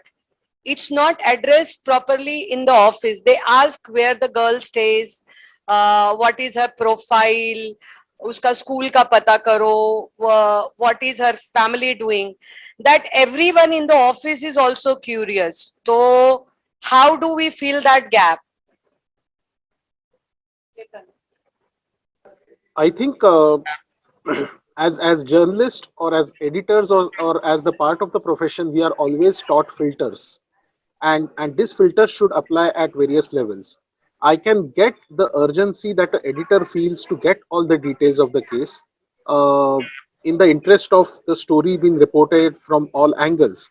So I think there is no problem with that. The problem really comes while filtering. How suddenly a POSCO law is not followed, or as Pragati mentioned, that suddenly the name of the victim went to print, or so I think that filtering is very important. And so yeah, that's a very important point that you brought forth, because uh, the sensitivity is not just limited to the reporters, because ultimately the person who's editing a copy at the desk or editing a TV script in a news channel is also needs the same kind of sensitivity. So I'm not trying to go in the weeds, but I think whoever is dealing with the business of filing a copy and editing a copy, both need to be sensitized. Ma'am, in Marathi media specifically, usually that name doesn't go. म्हणजे Maharashtra times किंवा कुठल्याही मराठी, मी हा प्रश्न मराठीत विचारू वाटल्यास तर हिंदीत विचारते. तर त्या ह्याच्यामध्ये हिंदी पेपर जे असतात आणि मराठी पेपर असतात त्याच्यामध्ये नॉर्मली आहे ना ते नाव नाही जात. आणि हा जो तुम्ही बलात्कार जो आहे ना तो प्रश्न you have brought in actually rightly said that तो पॉक्सो असेल तर तो अत्याचारच जातो. तर जो फिल्टर लेयर आहे, despite I am being associated with population first for a long, despite that the layer of training and तो जो गॅप आहे तो तसाच मेंटेन राहतोय. तो how would we see that as a reporter, desk editor? म्हणजे it's once in a blue moon it has happened that some editor stop the copy, but it is still happening. Like when we were just to bring this thing in light, because we mentioned about Shakti Meal thing, people in the same fraternity were very curious. I still remember when I came to press club, people were asking, who is that photojournalist? So that is also the mindset, I suppose. Population first also needs to work in the society, not only with the media, but also in general with the society, that we are very curious to know the name. Like I'll what just has have a happened. 10-second intervention in this. So I think प्रत्येक न्यूजपेपरची एक style sheet असते. बरोबर. सो तशीच style sheet rape reporting किंवा gender रिपोर्टिंगची सुद्धा असावी. Again, I'll translate myself. So every newspaper has a style sheet, or every news organization worth its salt has a style sheet. This style sheet is about a comma, full stop, and editing. So similarly, there should be a style sheet for gender-sensitive reporting. So I think that is one suggestion that we can go home with from this session. Yes, thank you. Yes, very much agree with Ketan. And more trainings are necessary. Which lack of that thing I observe.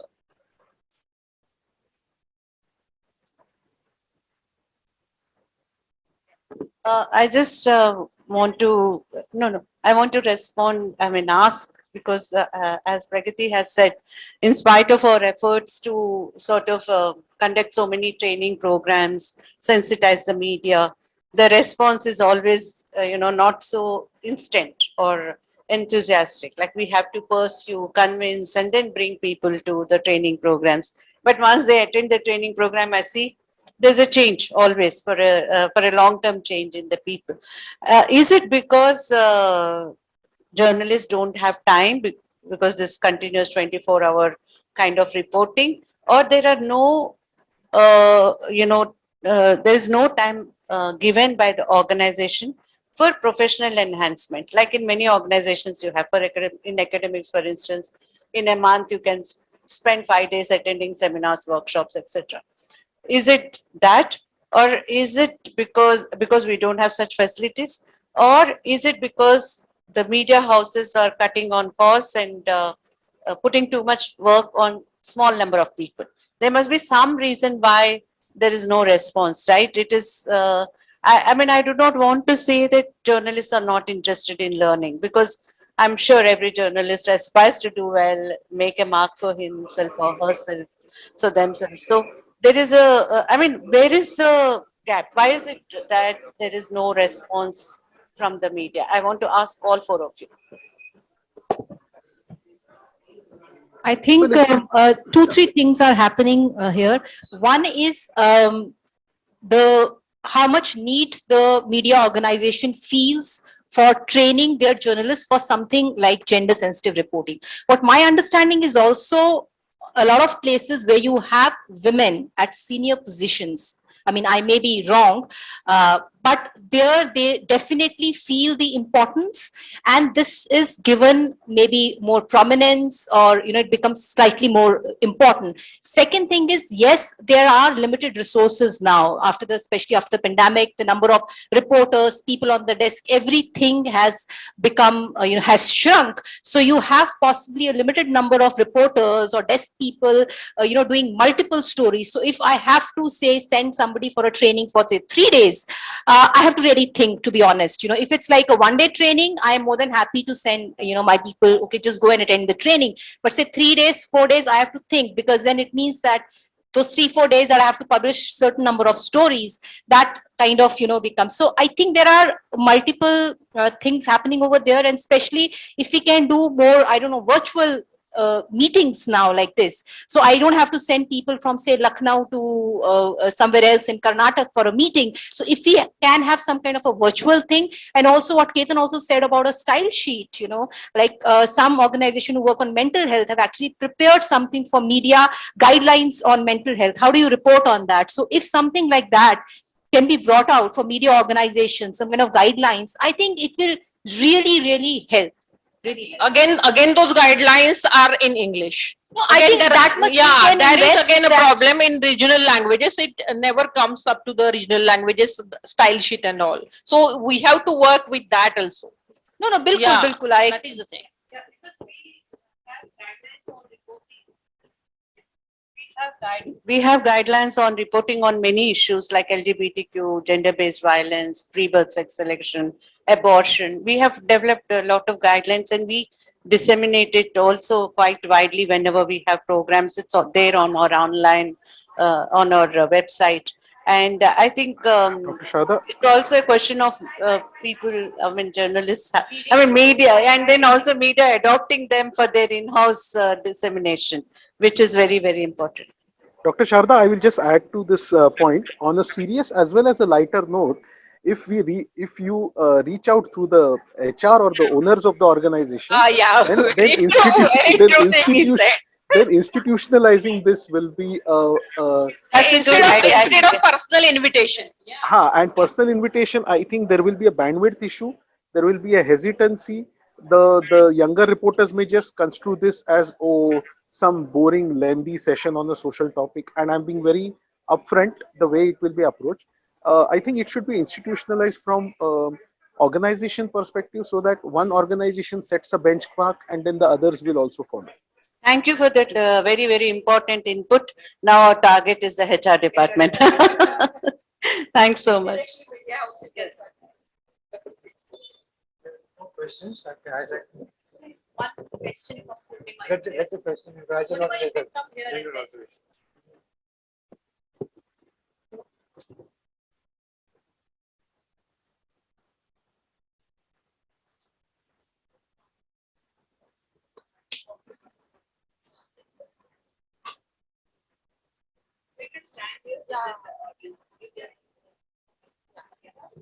Ma'am, I wanted to ask this question to you. How do we differentiate, when to use institution educational? Sorry. Yeah.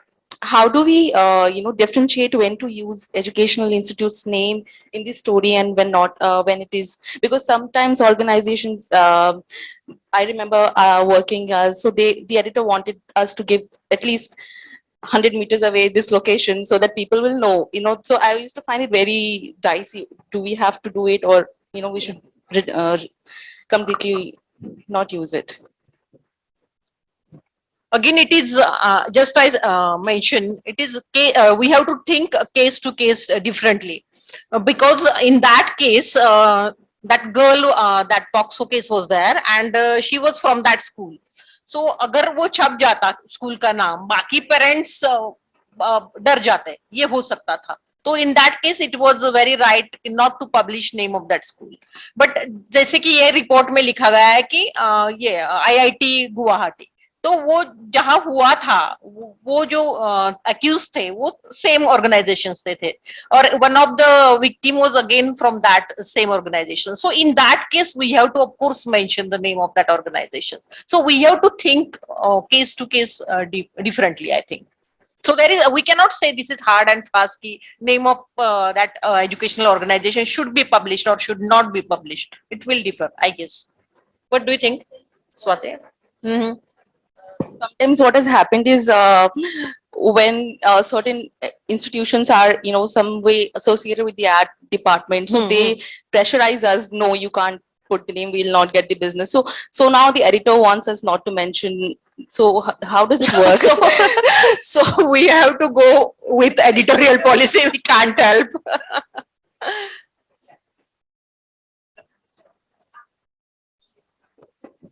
I have been trying to pitch a story on the, tribal regions rape incidents in West Bengal. But, I had pitched it to some other organization, and the response they gave me is that, why do we have to pursue this story? Is any, big name associated with this story, or some politician or some actor is actually voicing this? So they did not want to, they were not keen to take it up. So how do we, approach these kind of stories when we, like, I'm a freelancer right now, so how do we pitch this kind of stories so that, editors? I think in such stories there is always a human angle, and human angle is more than sufficient. If you write it in well verse, it always goes well, I think. So that human angle you have to put in proper words, and that's your skill, I think. It is will always be there. I mean, the way you would have more reportage on urban rape cases in urban areas, it will always be more than, say, Adivasi women getting raped somewhere, or so that bias is always there. And like I said, that now everybody wants to report only Nirbhaya. जब तक निर्भया जैसा कांड नहीं होगा, it's not important enough, if some other woman gets even raped. in So reports they say this problem is second Nirbhaya in Mumbai, Nirbhaya in Falana, like this.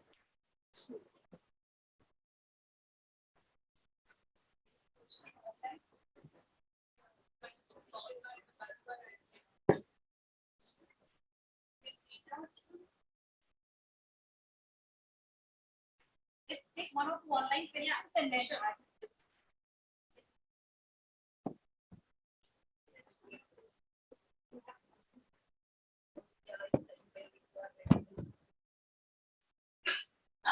Right. So मैं भी इससे सहमत हूँ. This is Mr. Parikshit Nirbhay from Amar Ujala, who says मैं भी इससे सहमत हूँ. भविष्य में इस तरह का कोई प्रोग्राम रहता है तो अमर उजाला अपने सभी यूनिट को जोड़ते हुए इसमें शामिल होने का प्रयास करेगा. Yay! That's so encouraging. Thank you. Ismat Singh has raised a question, so you'll just have to go up. Yeah, why don't you just unmute? Hi, can you hear me? Yeah. Yes, we can hear you. Can you just speak a little louder? Yes. So greetings, everybody. My name is Ishrat, and I am a senior research fellow at the journalism department of Punjab University, Chandigarh. And I am currently writing my thesis on coverage of rape cases in print media. But I am also looking at newspapers from around the world, not just India. And because I'm currently analyzing my data, what I've come across and the issue that I want to discuss or ask about is the difference that we are kind of creating in sense of event-based and issue-based reporting when it comes to rape. So all the panelists have pointed out the reasons, be it political reasons or be it post Nirbhaya, we are only looking at the horrificness, of the cases, and then we make it a big issue. But the problem is, even if you look at Hathras, for example, we started with a rape case, and then we talked about everything, the family, the cremation, the politics of it. So my problem is, even if we are covering the cases for a long period of time, we are still only keeping it to the event. If we really want to make a difference with our journalism, we need to somehow focus more on the issue, which we are kind of missing out. So, anybody of you can take this question. Thank you. Ketan, you want to take that? Do you want to respond to that? Well, so again, it depends on the priority of that news organization. Can you be slightly louder, Ketan? We can't hear you. Yeah. It depends on the priority of the news organization that has set. Ketan, I'm sorry, we still cannot hear you, please. Okay. Yeah, thank you. Am I audible now? Better than before. Am I audible now? Yes, this is great. Thank you. Okay, so I think it depends on the priority of the news organization, whether an incident like this becomes an event or an issue. Ideally, it should be presented as an issue and not as an event. But as I told you, the example of the Khairlanji case, where I covered in 2006, NDTV decided to cover it as an issue. And later on, the state's politics, the Dalit politics of Maharashtra, it became a defining political event, and rest joined the case. So unfortunately, the ground reality is that only when it becomes an issue, only when a Rahul Gandhi or a Priyanka Gandhi go to a Hathras, or the media is not allowed to enter and cover, only then it becomes a coverage priority. Independently, because of the heinousness of the crime, it should become a coverage priority. However, I won't mince my words. As an independent observer, I feel that it only becomes a coverage priority once it becomes an event, and not because it's an issue worth covering. Also, I think I just want to add to what Ketan said is a lot of times we as media people also need to revisit those stories. So what happens is that it's an event that happens, we cover it, and then we move on to other things, and we never really go back and see what is happening I remember we carried a huge series on Rakt Ranjit, where we went back to those girls who were, adolescent girls who were raped, and then we documented their story, saying now they are somebody's a mother, and what has happened to them. We just report on that rape happened, but we also need to, I guess, revisit those stories and keep talking about them again and again and again, rather than leaving it as just an event. Yeah, again, the number of rapes happening in the country, the number is so huge, so it cannot be reported as expected. So it will happen, and whatever we are reporting, it will be it should be reporting as an issue, right?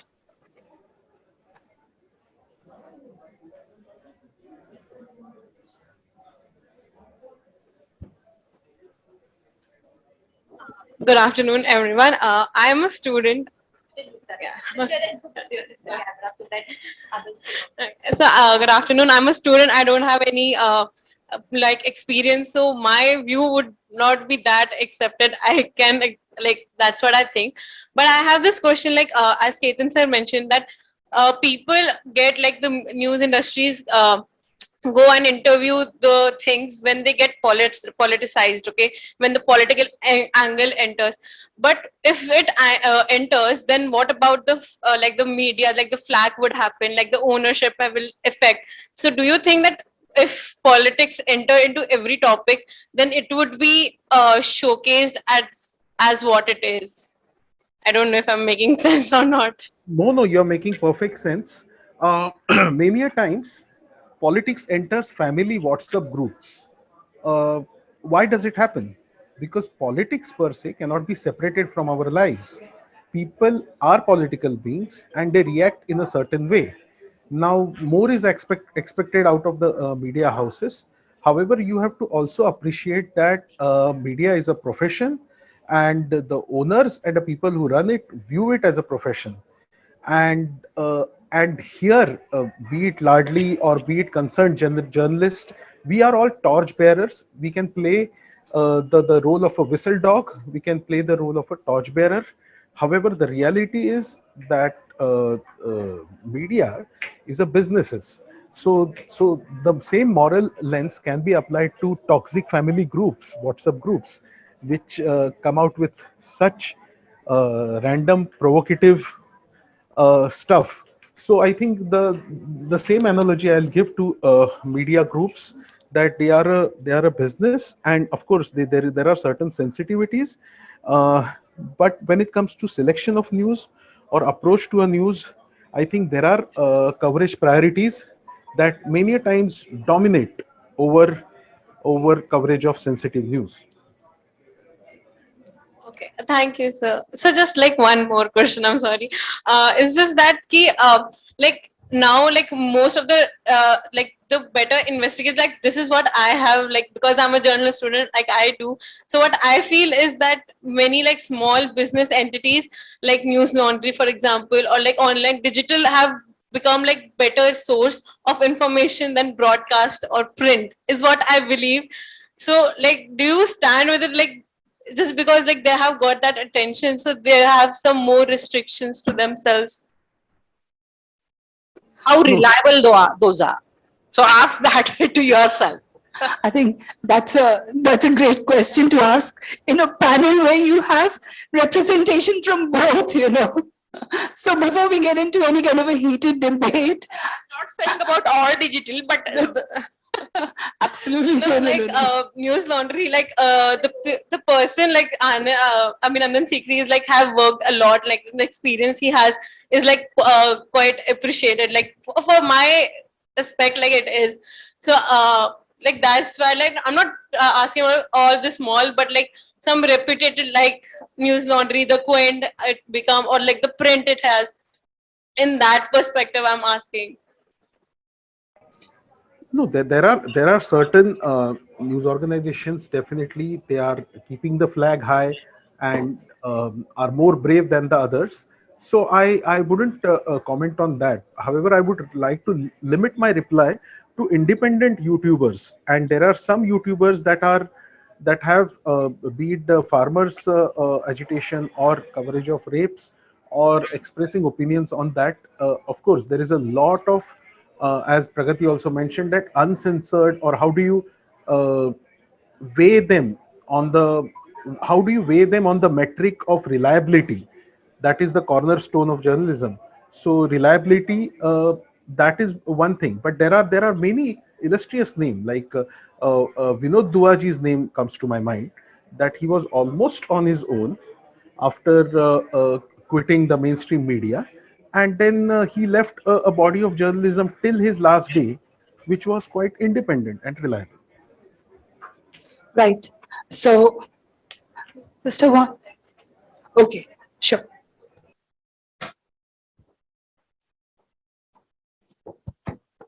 I don't have a question. I have a thought. All that you've heard today, even I have been listening and hearing for the last several years. And these issues will continue. What I'm now concerned about is how do we finally make that societal impact that we all referred to? The suggestion that I have is it possible for one organization to take the initiative and get all these NGOs, institutions, whoever is working on gender issues, to work together to appoint some experts if necessary, involve global experts if necessary, and finally evolve a plan, a strategy, which will then take it from state to state. You can't do it all over the country at one time. Take it from state to state, involve every state organization somewhere, identify them, and then see whether we can make a little greater impact on society. And this should go across from cities to villages, because today many villages are becoming far more sensitized, as again has been referred to. So this is what I thought I would like to observe. Thank you, sir, for those great thoughts. I think people really appreciate and we totally agree with what you're saying. So, yes. Right. So that was indeed an eye-opening session. From skews to biases and general apathy, the depth of information shared was absolutely tremendous. So I thank all the panelists once again for this. Before we go any further, we're going on to the next section, which is the Laadli Media and Advertising Awards, which are now in the 12th edition. And I would formally like to request, these awards, as all of you know, have been making such an impact. So I'm going to request Pooja to play the curtain raiser before we actually formally launch the awards. When a girl child is an equal citizen, she has the right to equal opportunities. She has a right to live. If the girl child has the right to live, she has the right to equal opportunities, equal education, an equal life throughout her life. Till then, there is work to be done. It is a one-of-a-kind award for media sensitivity. Through 2 decades of Population First and 11 editions of LMAAGS, we are seeing this change strengthen. But we have miles to go on this path of change, towards equality. And friends, I'm absolutely impressed by Population First. And I was reading one of their sentences which says, every communication that goes into the public domain should be gender sensitive. Kya baat hai? Ameen. Ameen. You can always say, I did something for women. I educated so many more women. I set up a shelter, etc., etc. But when you bring in sensitivity, then you bring about real change. Because all of us have seen more sensitivity come in, but we are far from perfect. Over 11,000 plus entries over 11 editions. 14 languages. Nearly 1,250 awardees. 52 fellowships. Some positive changes, indeed. Media is a mirror that exists not to flatter, like the mirror of Snow White's wicked stepmother, but to reveal that which is and what is lacking in our society, that which is flawed and must be corrected. It is the medium through which those who have no other voice can and should find expression, as some of our award winners have shown us today. और लाडली girl child जो initiative है वो बहुत ही खूबसूरत initiative है और बहुत अच्छी अच्छी बातें करता है और आज सारे मीडिया लोगों को फेलिसिटेट किया गया और आज जो 3 हमारे लाइफ टाइम अचीवमेंट अवार्डीज़ थे उनका जो कंट्रीब्यूशन है in their fields and in life and for us has been just outstanding. Extremely special because it's the most relevant award, I think, to what I've done.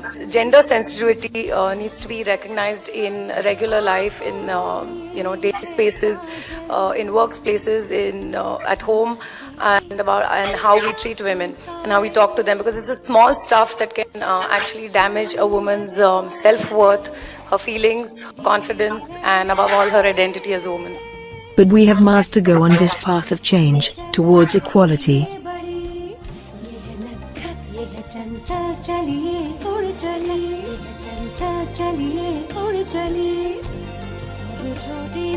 Championing equal opportunity by celebrating gender sensitivity. www.populationfirst.org.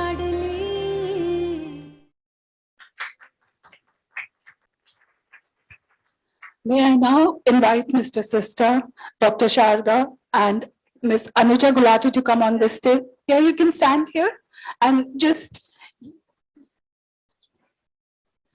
for the formal launch of the call for entries for Laadli Media and Advertising Awards for Gender Sensitivity 2022.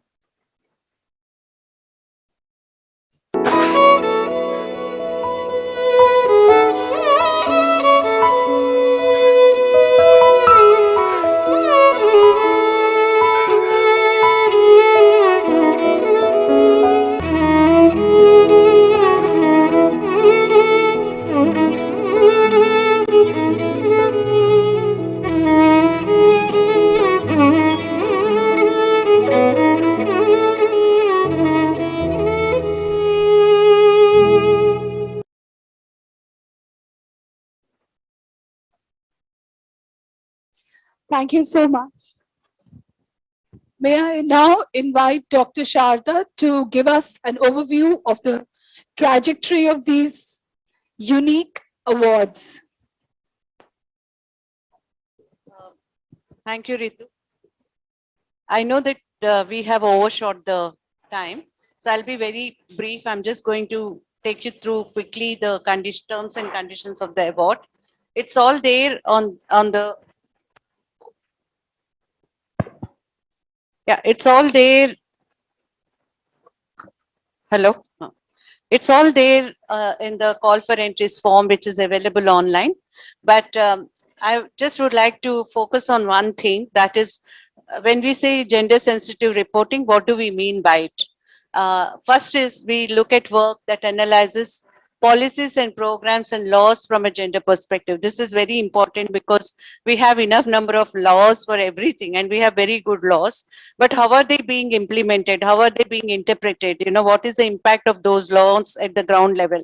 So you see any of the awards, any of the laws, we find that in spite of, for instance, PCPNDT Act is a good act, but when it comes to its implementation, we are far behind, and it is misinterpreted, misused, and the loopholes are exploited. So we need to bring out all those things to see that the laws are implemented properly.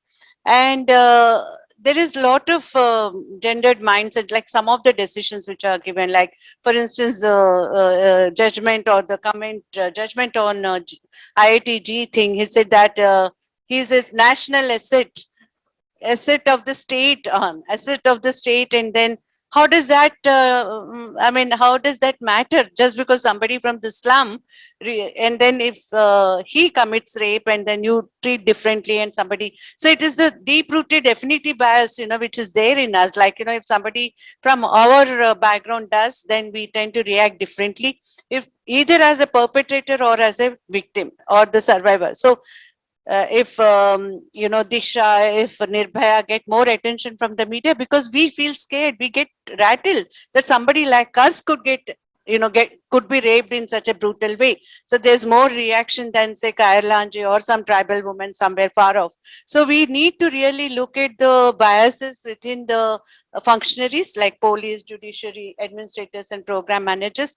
And I'm very happy to say that we have awarded some of the best work in this thing. And then focus on men and women who are redefining gender equations. So it's not just about women and what they are doing, but also we need to see how, for instance, COVID has really changed the way men or women are coping with the isolation, the work from home, you know, situation. So how is it impacting them? You know, what changes are coming in the household roles, you know, which is very important, because women are working, men are working in online, and men are doing the household work. They're dividing the household work because two people working at home with kids and parents, it's totally changing the equation. So we really need to look at the changes that are coming up, like for instance, even software jobs, with more women entering the software jobs, what is happening at the family level. So it is very important to look at those kinds of issues, and highlight social, religious, economic factors that endorse gender inequality and gender-based violence. So how does it like, you know, I was one of the stories said that you know, the Devdasi sister, you know, girls being given to the Devdasi as Devdasis is because of unemployment in the villages. So they have to go out for work, parents. So they feel that it's much easier to give the daughter as a Devdasi, so that she's in the, or get the daughter married off, so that, you know, they don't have to worry about her. Get the daughter married, not off. So so this kind of things also we need to really focus on. And current events from a gender perspective, whether it is elections, sports, you know, for instance, recently I saw one ad for the cricket match or something, you know, like it was done in a very different way, where women were equally involved or as spectators, as players, etc. I think there was one very beautiful ad about women's cricket also. So there is a need to report and to project the current events from a gender perspective, from like giving equal screen space and speaking time to men and women. That's very, very important because that doesn't often happen. And gender discriminatory practices like child marriages, Devdasi system, trafficking, and so many issues are there which need to be discussed. And then I remember one story during the Asian Games or something, and then one journalist found a lot of young girls coming to Bombay, to Delhi in trains, you know, and with one person accompanying them. And when she got inquisitive and she realized that many of the young girls were being taken to Delhi to cater to the needs of the floating population that was visiting Delhi during the games. So it was a big racket which was busted because of the inquisitiveness of one journalist and her determination to pursue it and find out what is happening. So we really need to have stories, current events also seen in a more critical way and not just reporting, oh, sports are happening, so only talk about sports. But then what are the implications of that on various other things? You know, that's something very, very important. Gender discriminatory practices interprets research and other documents from a gender perspective. This is something which is really very important because I often find that that perspective is not there. For instance, I found one good story which won the award also, where they were interpreting the data from one of the research studies, I forgot, and then they have actually written about how women are discriminated against, or women's status they have mentioned in the report. Otherwise, we just say, oh, India is on such and such, is on 142 rank out of 180. But then you don't gender disaggregate. And then they have mentioned that if you look at this particular gender parity indicator only for women, then we are around 150 or 160 out of 182. But when we combine both men and women, then we are around 142. So that kind of analysis is also very, very important. We look at that kind of stories because those are the ones which are path breaking. And then voices of experiences and concerns of survivors of gender-based violence, because we always ignore them and they are not in the under our radar. Like we just report it as an incident, or we are not really looking at the voices of survivors. So this is something which we really need to work on. And rest of the most important thing is that the stories or the videos or the news reports or the audio and video news reports and radio reports, they should have been published, displayed, broadcast or telecast between 1st January 2021 to December 31st 2021, 1 year period. And the last date for sending the entries is 31st May 2022. Okay, so I hope this time we don't have to follow up with you too much and you send your entries, as many entries as you can, because it's not just about awarding one or two people, it's about creating a movement, and then we really need more and more people participating, because it has a trickle down effect. Because when we give 100 awards, we are having 100 people across the country talking about gender and writing gender stories. Thank you so much. Thank you so much, Dr. Sharada, for this. Like you said, it's all about creating a movement and not just giving an award. So if there are any questions with regards to this award, may I ask everyone to just raise your hands, and we can unmute you.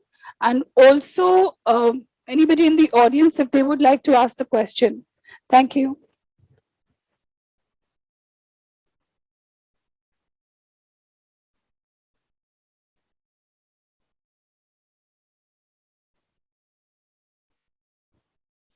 I don't think there are any questions. May I invite my colleague Malti Kembavi to please propose a formal vote of thanks.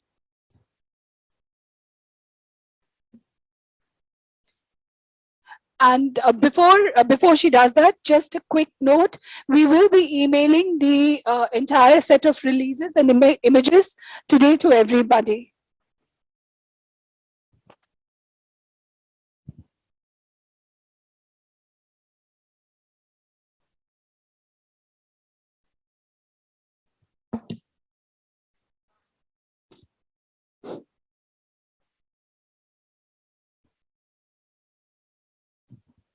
Can you hear me?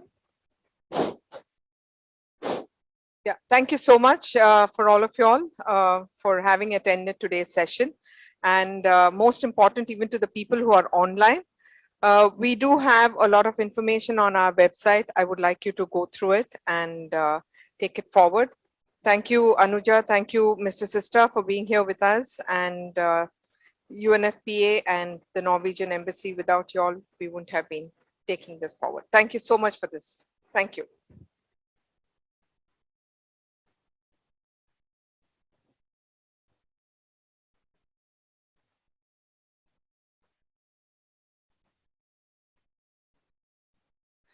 Thank you so much, Malti, for this.